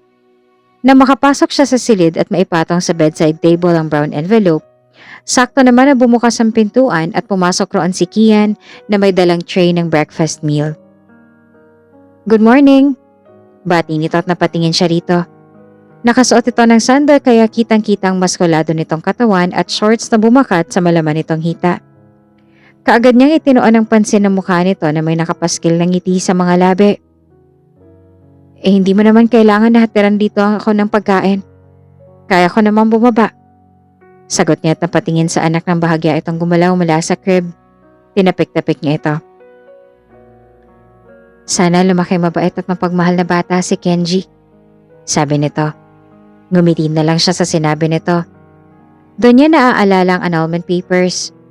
Kinuha niya iyon sa bedside table at iniabot kay Kian. Ano to? Tanong ng asawa. Annulment papers. I need that as soon as possible. Sagot niya at muling itinoon ang atensyon sa bata habang mahinang tinatapik-tapik. Kailangan ba talaga natin tong gawin, Angeli? Gusto mo bang lumaki ang bata na walang kasamang ama at nasa broken family siya? Isipin mo naman yon, Angeli. Sabi nito na bahagyang pumiyok pa. Napakagatlabi at napalunok siya. Hindi niya alam kung bakit gano'n na lang ito kapursigido na hindi matuloy ang annulment nila hindi naman siya nito mahal. Kaya ko maging ama't ina sa kanya, Kian. Kung ano man ang napag-usapan natin, iyon na yun. Wala nang magbabago pa roon. Kaya please umalis ka na, Kian. Pakiusap niya. Wala namang nagawa si Kian kung hindi ang umalis. Siya naman ay napaupo sa kama at tahimik na umiyak. Sobra kasi siyang nasasaktan sa mga nangyayari. Ramdam niya na mahal siya ng asawa pero kapag naiisip niya ang mga sinabi nito kay Alex, ay lagi niyang isinisiksik sa isip niya na dahil lang sa kanilang anak kaya nito iyong ginagawa. Hindi alam ni Angeli at Kian na nasa labas kanina si Benigno at narinig lahat ng mga naging pag-uusap nila at gagawin na ni Benigno ang plano para mag-ayos sila. Pagkatapos kainin ni Angeli ang pagkain na dinala ni Kian sa kanya, nakarinig siya ng sunog-sunog na katok sa pintuan. Tumayo siya para buksan niyon at bahagyang natigilan na makitang si Lolo Benigno pala yun. Napagbuksan niya. Lolo, bakit po kayo narito? Tanong niya. Nakatitig lamang sa kanyang matanda. Pwede ko ba kayong makausap ni Kian sa opisina ko mamayang 10:00 ng umaga? Tanong nito. Tumango naman siya. Sige po, Lo. Sagot niya. Nang makaalis ito, hindi niya maiwasang makaramdam ng kaba sa kung ano man ang sasabihin ng matanda. Hindi kaya napapansin na nito ang hindi maayos sa samahan nilang dalawa ni Kian? Ngunit pinatatag niya ang loob. Kung maaaring sabihin ng lahat, gagawin niya. Pagkatapos paarawan si Kenji, papasok na sana siya sa loob pero nakita niyang papalapit ang asawa. Pwede ko bang kargahin si Kenji? Tanong nito. Sure, anak mo pa rin naman siya. Tugon niya. Nang makarga niya ang sanggol ay hindi niya maiwasang mapatitig sa mukha ng asawa. Ngayon lang niya napansin na nangayayat ito at lumalim din ang eye bags nito. Hindi ka ata gaanong nakakatulog. Puna niya. Nag-angat ito ng tingin at tinitigan siya. Hindi niya mabasa ang emosyon na nakapaloob sa mga mata nito. Lumamlam ang mga mata nito na nakatitig sa kanya. Sino ba naman na makakatulog? Kung ang taong mahal mo ay hindi ka mahal at gusto nang hiwalayan ka. Para bang mahirap ibigay ang pagkakataon na patunayan kung gaano ko siya kamahal. Sabi nito habang titig na titig sa kanya. Nagbaba siya ng tingin. Pasok muna ako. Maliligo lang ako dahil gusto tayong makausap ni Lolo mamaya, diba? Tugon niya. Nakakailang hakbang siya nang muling magsalita si Kian.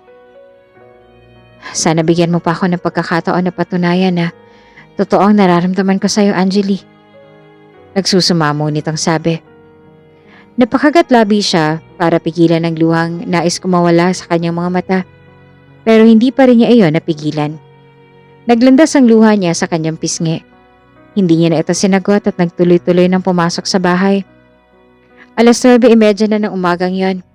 Matapos makapagbihis ay pinaalaga muna niya sa kasambahay si Kenji at nagtungo na sa opisina ni Benigno. Kakalabas ang dinikian sa silid nito na katabi lamang ng silid niya. Nagkatinginan sila.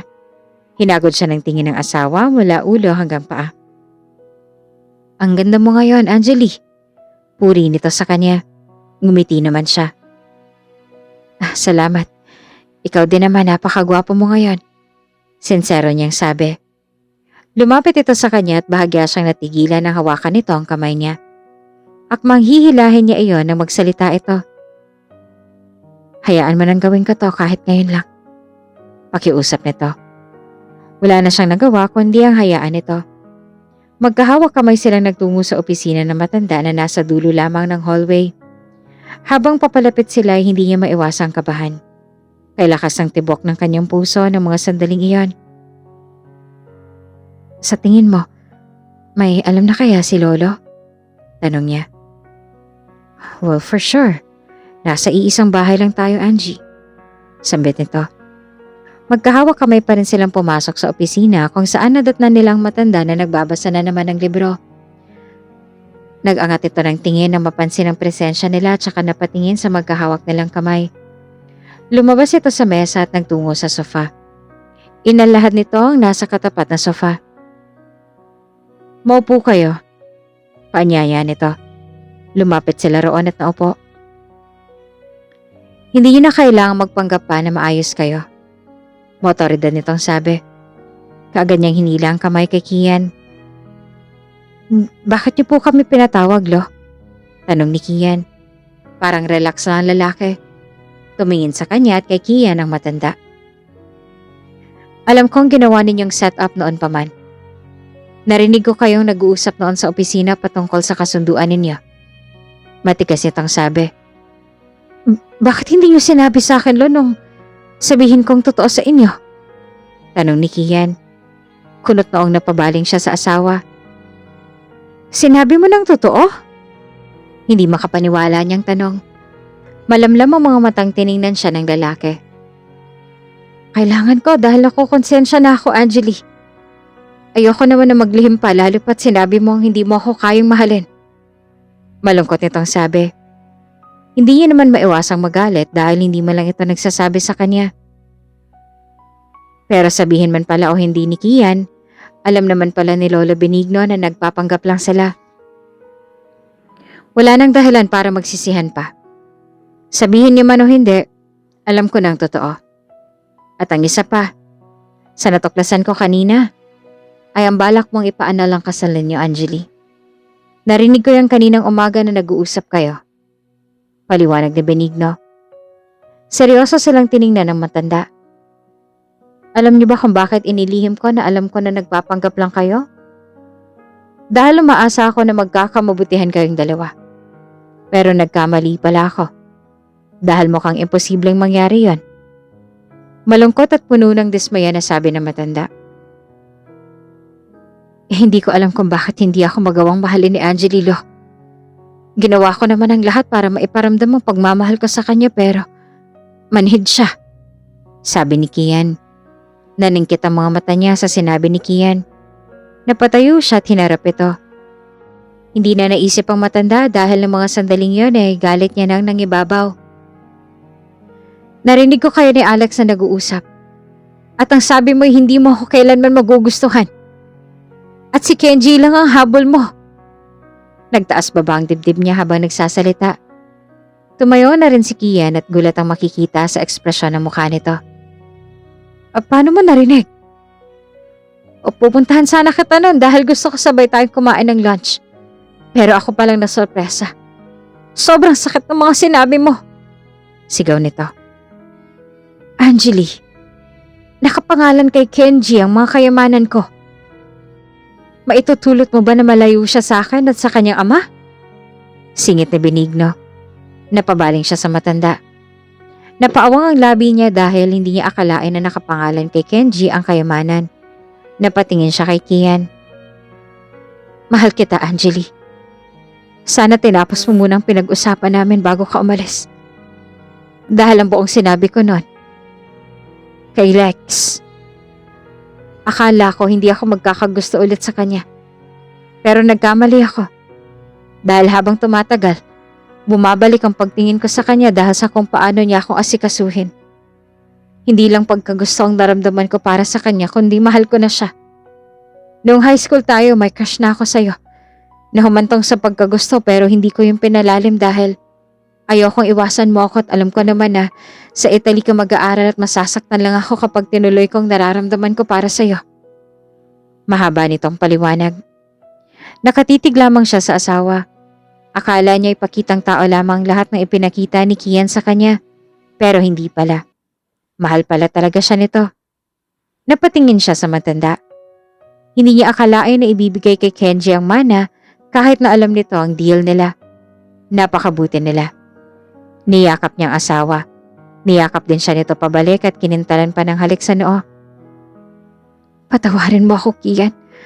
Akala ko kasi nagiging sweet at maaalalahin ka at maalaga sa akin dahil lang sa anak natin. Sana pala pinakinggan kong paliwanag mo kaysa sa pangibabaw ng pride ko. Mahal din kita, Kian. Mula nung high school tayo gusto na kita. Pagtatapat niya pa. Humiwalay si Kian sa pagkakayakap at tiningnan ng asawa ng buong pagsuyo at pagmamahal. Hindi alintana ang lolo na nakatingin sa kanila na parang nanonood ng K-drama. Ikaw ang gusto ko makasama habang buhay, Angeli. Madamdamin na sabi ni Kian habang masuyong nakatitig sa kanya. Akmang hahalikan na siya nang bumaling siya kay Benigno. Ngumiti lamang ang matanda at kinuha ang libro sa mesa at binuklat iyon. Sige lang ngayon. Ayos na kayo at masaya na ako doon. Nakangiti nitong sabi at itinuon ang atensyon sa libro. Pinaglapat ni Kian ang kanilang mga labi at masuyo siyang hinalikan. Nang mga sandaling yon ay nawala ng agam-agam sa kanyang puso dahil totoong mahal na siya ng asawa. Masaya siya dahil may happy ending sila ni Kian. Maaga nagising si Kian at napabaling siya sa kanyang tabi at nakita ang asawa na mahimbing na natutulog. Hinaplos niya ang pisngi nito. Napakaganda talaga nito. Hindi niya akalain na ang mga pangarap niya ay nangyayari na at iyon ay ang mahalin siya nito. Dahan-dahang nagmulat ng mga mata si Angeli. Ngumiti siya nang magtama ang kanilang mga mata. Good morning. Bati nito. Ngumiti ito. Good morning, hon. Tugon nito at kinintalan niya ito na mabilis na halik at kinamusta ang tulog nito.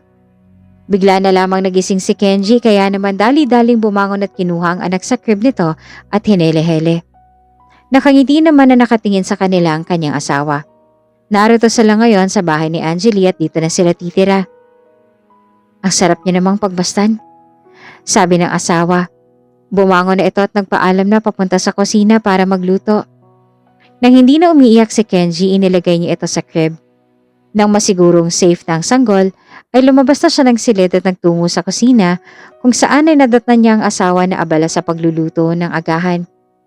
Gusto sana niyang kumuha ng mag-aalaga kay Kenji pero tumanggi ito. Kaya nito iyon. Bilang ina, responsibilidad niya iyon. Lumapit siya rito at niyakap ito mula sa likuran. Liningon siya nito. Bakit mo iniwan si Kenji? Masuyo nitong sabi. Safe naman siya. I love you. Puno ng pagsuyo niyang sabi. Humarap ito kaya ipinalibot niya ang mga kamay sa bewang nito at isiniil ng halik sa labi. Kaagad nitong tinapos ang halik. Masunog tong niluluto ko! Masungit nitong sabi na ikinatawa niya. Bumalik na lang siya sa kwarto at binantayan si Kenji. Makalipas lamang ilang minuto ay pumasok sa silid si Angeli at inilagay ang tray ng pagkain sa mesa. Magkatabi silang kumain habang nagbibiruan. Iyon na ang pinakamasayang almusal ni Kian kasama ang asawa. Wala na siyang mahihiling pa. Hindi maiwasang mapangiti ni Kian nang mapatingin siya sa picture frame na nasa kanyang mesa. Kuha iyon 1 linggo nang nakakaraan. Kinuha niya iyon at ipinaraan ang palad sa frame. 3 linggo nang nakararaan simula na magkaayos sila ni Angeli at sobrang nagpapasalamat siya dahil nagkaayos na nga sila.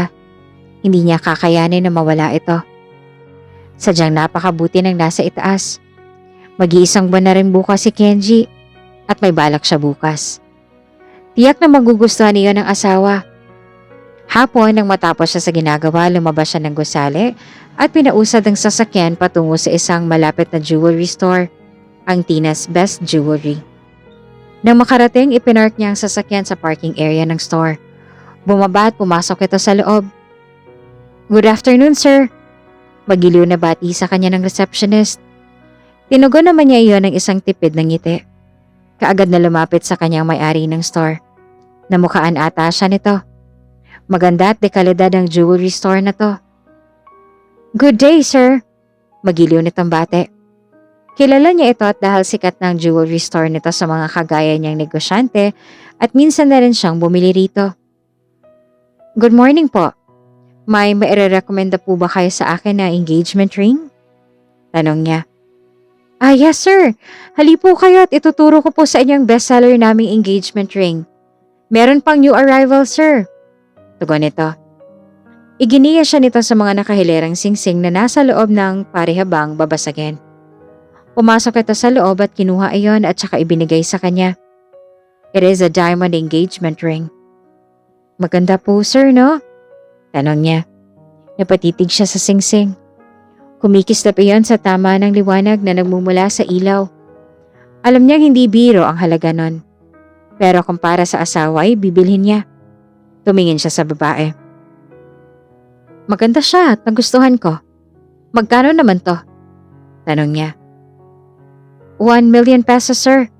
Meron naman pong mas mura dyan if hindi niyo bet ang price. Pinutol niya na ito. Wala siyang pakialam kahit gaano pa kamahal iyon. Mapaligaya niya lang ang asawa, sapat na yon. I'll buy it. Ani at saka inilabas ang cellphone. Nasa opisina pang sekretarya niya na si Miguel. Mamaya pa kasi ito uuwi. Tinawagan niya ito. Kaagad namang sumagot ang nasa kabilang linya. Yes sir? Tanong nito. Tiningnan niya ang babae. Pwede ba through bank transfer ang bayad? Tumangutango ito. Yes po, pwede po. Excited nitong sabi. Mag-send ka ng pera through bank. Kausapin mo si Miss Juarez para siya na magsabi ng bank account niya. Utos niya at ibinigay sa babae ang cellphone. Kaagad naman niyang ibinigay ang cellphone dito at binigay naman ni Miss Juarez ang bank account nito sa kanyang sekretarya. Nang maibigay nito iyon na inaabot sa kanyang cellphone. Thank you sa pag-avail, sir. Puno ng kasiyahan nitong sabi. Walang anuman. Tugon niya.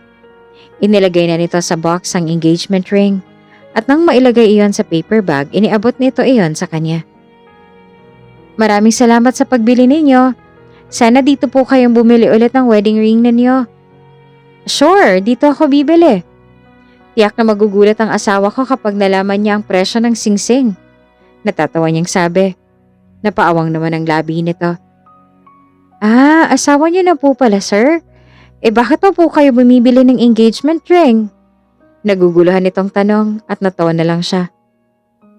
Mahabang kwento, Miss Juarez. Aniya na natatawa pa rin. Napatangu-tangu naman ito. By the way, congratulations, sir. Sabi nito. Na makapagpaalam na umalis na rin siya at tinahak ang daan pa uwi ng bahay. Bumili muna siya ng siomai na paborito ng asawa niya. Pagdating ni Kia, nakita niyang asawa sa labas ng bahay habang kanlong ang anak. Kaagad siyang lumapit rito at hinalikan sa labi. Kinamusta siya nito. Ayos lang naman. Tugon niya habang nakatitig ng maitim rito. Tumaba ito pero ayos lang. Bumagay kay Angeli ang katawan nito. Kumunot naman ang noon nito. Bakit ganyan ka makatitig? Parang maiba sa titig mo. Puna nito. Natawa siya at pinisil ang matambok nitong pisngi. Masaya lang ako dahil asawa kita. Madamdamin niyang sabi. Umirap na lang ito. Nagpaalam siya na papasok na sa loob para makapagbihis. Nang matapos ay nagpunta siya sa opisina ng kanyang lolo na abala sa pagtingin ng mga magazine. Tinawag niyang pinsan nito. Lo! Nag-aangat ito ng tingin. Oh, bakit? Tanong nito. Lumapit siya at umupo sa visitor's chair nito. Magpo-propose na ako kay Angeli bukas. Kailangan ko ng tulong niyo ni nanay. Sabi niya. Ang nanay na tinutukoy niya ay ang katulong nila. Ngumiti ito.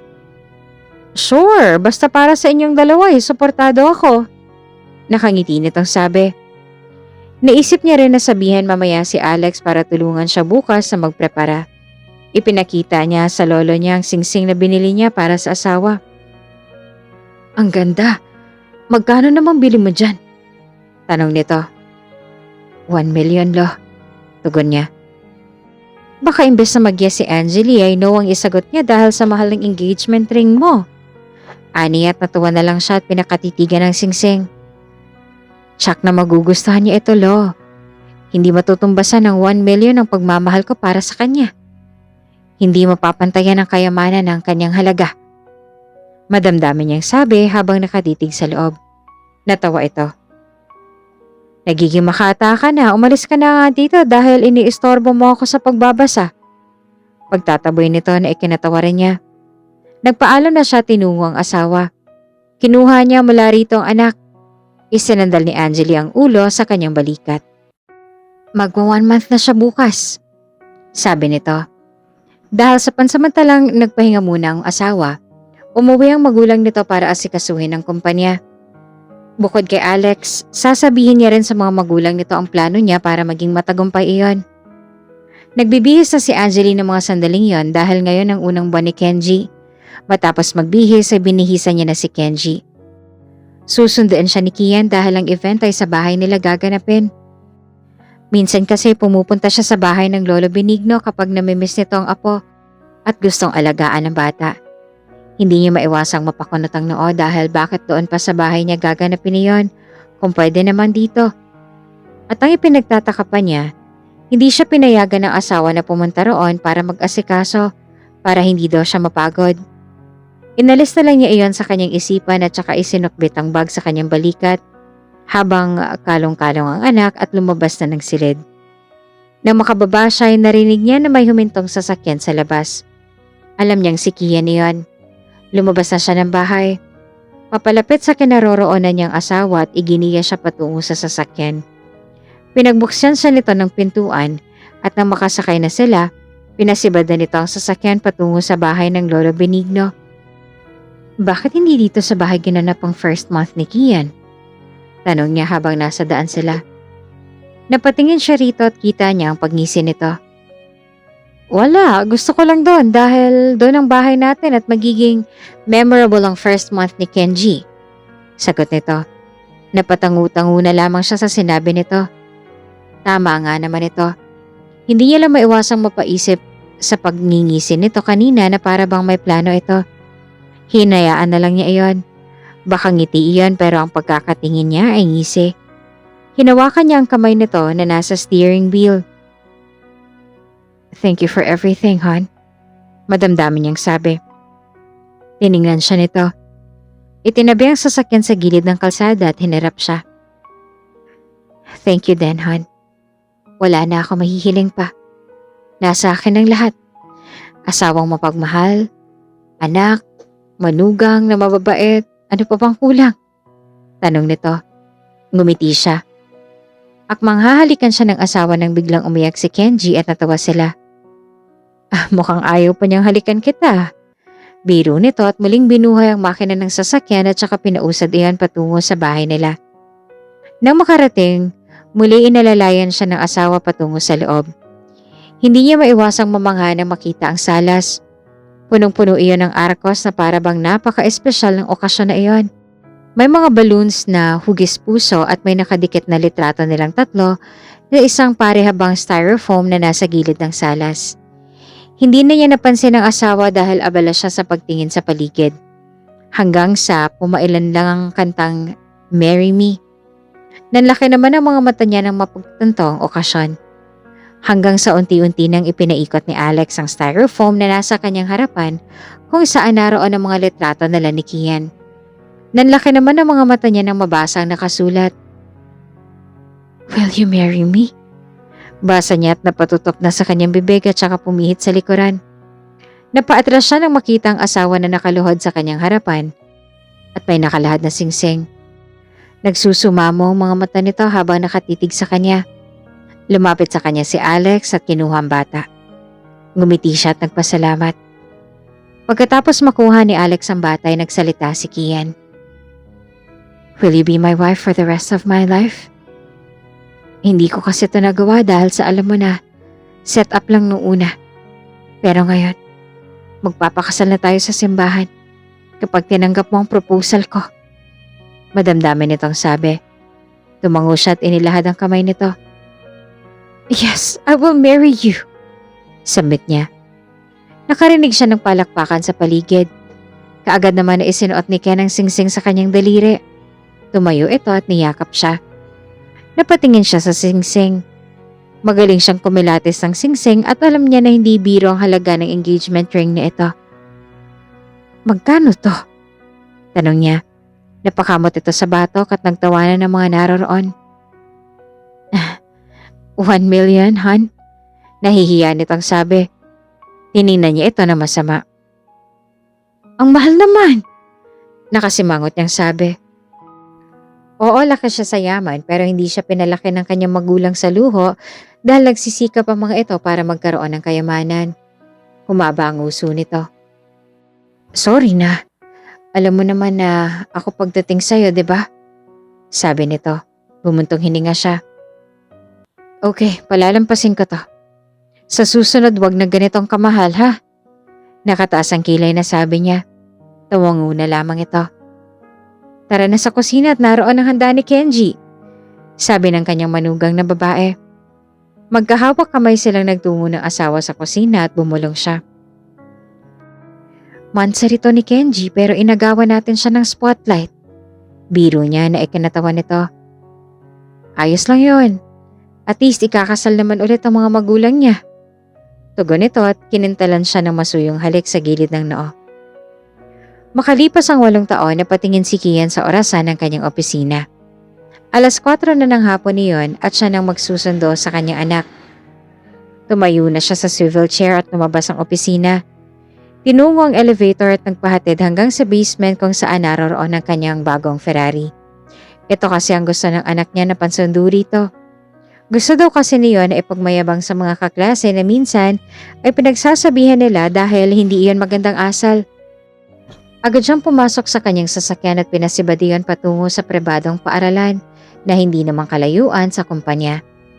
Nang makarating roon ay kaagad niyang ipinark ang sasakyan at tinungo ang room ng anak. Sakto naman na pinalabas na ito ng guru nila. Daddy! Sigaw ni Kenji mula sa loob. Oh hello baby boy! Sabi niya sumimangot ito. I'm not a baby boy anymore. I'm a big boy now.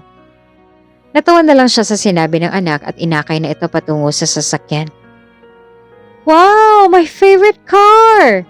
Sigaw nito na ikinatingin ng iba na naroroon. Hinayaan na lang niya ito at binuksan ang pintuan para rito. How's school, anak? Tanong niya. Okay naman po, Dad. I have a crush. Rosemary, Dad. Napangiti siya. Ito ang gusto niya sa anak. Nagsasabi ito ng sekreto sa kanila. Ito ang isa sa tinuro nila rito, ang pagiging tapat. Ngayon lang ito dahil bata pa ito pero darating ang araw na magbibinata ito at hindi na magsasabi sa kanila. Maganda ba si Rosemary, anak? Tanong niya. Yes, Dad. Tugon ito. Tumawa na lang siya. Wala namang masama na magka-crush ito dahil normal lang yon. Nang makarating sila sa kanila, kaagad na tumakbo papasok si Kenji sa loob ng bahay. Napailing-iling na lang siya nang makapasok. Nadat na niya ang anak na nilalaro ng kababatang kapatid na si Antoinette kasama ang yaya nito na si Wilma. Naparenovate na nila ang kanilang bahay at mas lumuwang na ito at naging class na ang dating. Matapos namang buhatin at tagkan si Antoinette, nagtungo na siya sa silid nila ni Angeli at nagbihis. Pagkatapos ay nagtungo siya sa kusina at nadatnan ng asawa na nagluluto. Base sa amoy, nagluluto ito ng pares. Dahan-dahan siyang lumapit rito at niyakap ito sa bewang at ipinatong ang baba sa balikat nito. Nilingon siya ng asawa at gahiblan na lang ang layo ng labi nila sa isa't isa. Hahalikan na sana siya nito kaso itinoonan nito ang atensyon sa niluluto. Parang ayaw mong halikan kita. Nagtatampo niyang sabi. Hindi naman sa ganoon. Pwede naman natin yung gagawin mamaya. Sabi nito. Hinalikan niya ito sa batok at saktong pumasok naman si Kenji. Hello, Mommy! Masigla nitong sigaw. Wala siya nagawa kung hindi ang humiwalay sa asawa. Sakto naman na tapos na sa niluluto si Angie. Kaya naman kinuha niya ng kaldero na naglalaman ng pares at inilagay iyon sa mesa. Hinalikan ni Kenji ang ina na ikinangiti niya. Malambing talaga itong bata. Siya naman ay kumuha na ng mangkok at nilagyan iyon. Magkakasama silang kumain kasama si Wilma, habang kanlong ang 1 taong gulang nilang anak. Pagsapit ng gabi pagkatapos kumain ng hapunan at maihatid si Kenji sa silid niya, nagtungo na sila Angeli at Kian sa kanilang silid. Pagkatapos makapagbihis ay nahiga na sila sa kama. Siya naman ang niyakap ng asawa at hinalikan nito ng mariin sa leeg. I miss you, madamdamin niyang sabi. I miss you too, hon. Tugon naman ni Angeli at muli nang naglapat ang kanilang mga labi. Hanggang sa unti-unti na ngang naglandas ang kanilang mga kamay sa katawan ng asawa. Ngunit natigilan na makarinig ng sunod-sunod na katok sa pintuan. Daddy! Mommy! Sigaw ni Kenji. Nalukot ang mukha niya. Kaya nga pinatabi muna sila ni Antoinette kay Wilma dahil gusto niyang masolo ang asawa. Nagpapa-breastfeed naman na itong si Angeli. Natawa si Angeli na makita ang itsura niya. Hayaan mo na. Minsan lang naman siyang tumabi sa atin. Nakangiti nitong sabi at mabilis siyang kinintala ng halik sa labi. Kasi naman, imbes na masusolo na sana kita, diba? Ani at napaira pa. Natawa na lamang ang asawa at bumaba ng kama at saka pinagbuksan ng pintuan si Kenji. Patakbo itong nagtungo sa kama at nahiga sa tabi niya at niyakap siya. I miss you, Daddy! Malambing nitong sabi. Namimiss ko na po kayong katabi ni Mommy. Sabi pa nito. Nagkatinginan sila ng asawa at napangiti sa isa't isa. Kaagad na sumampa si Angeli sa kama at niyakap ang panganay na anak. Miss ka na rin namin, anak. Sabi nito at hinalikan sa noo ang anak. Ngunit unti-unti hindi na nito umimik. Natawa sila na mahina. Nakatulog ka agad dahil sa pagod.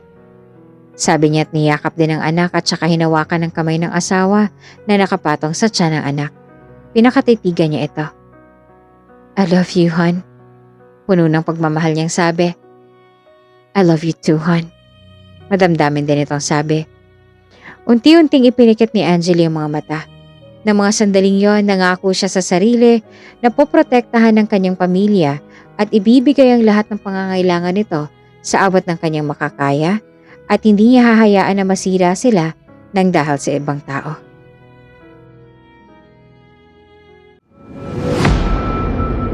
Kung bago ka pa lang sa channel na ito, Ate Jane TV, huwag kalimutang pindutin ang notification bell and subscribe button.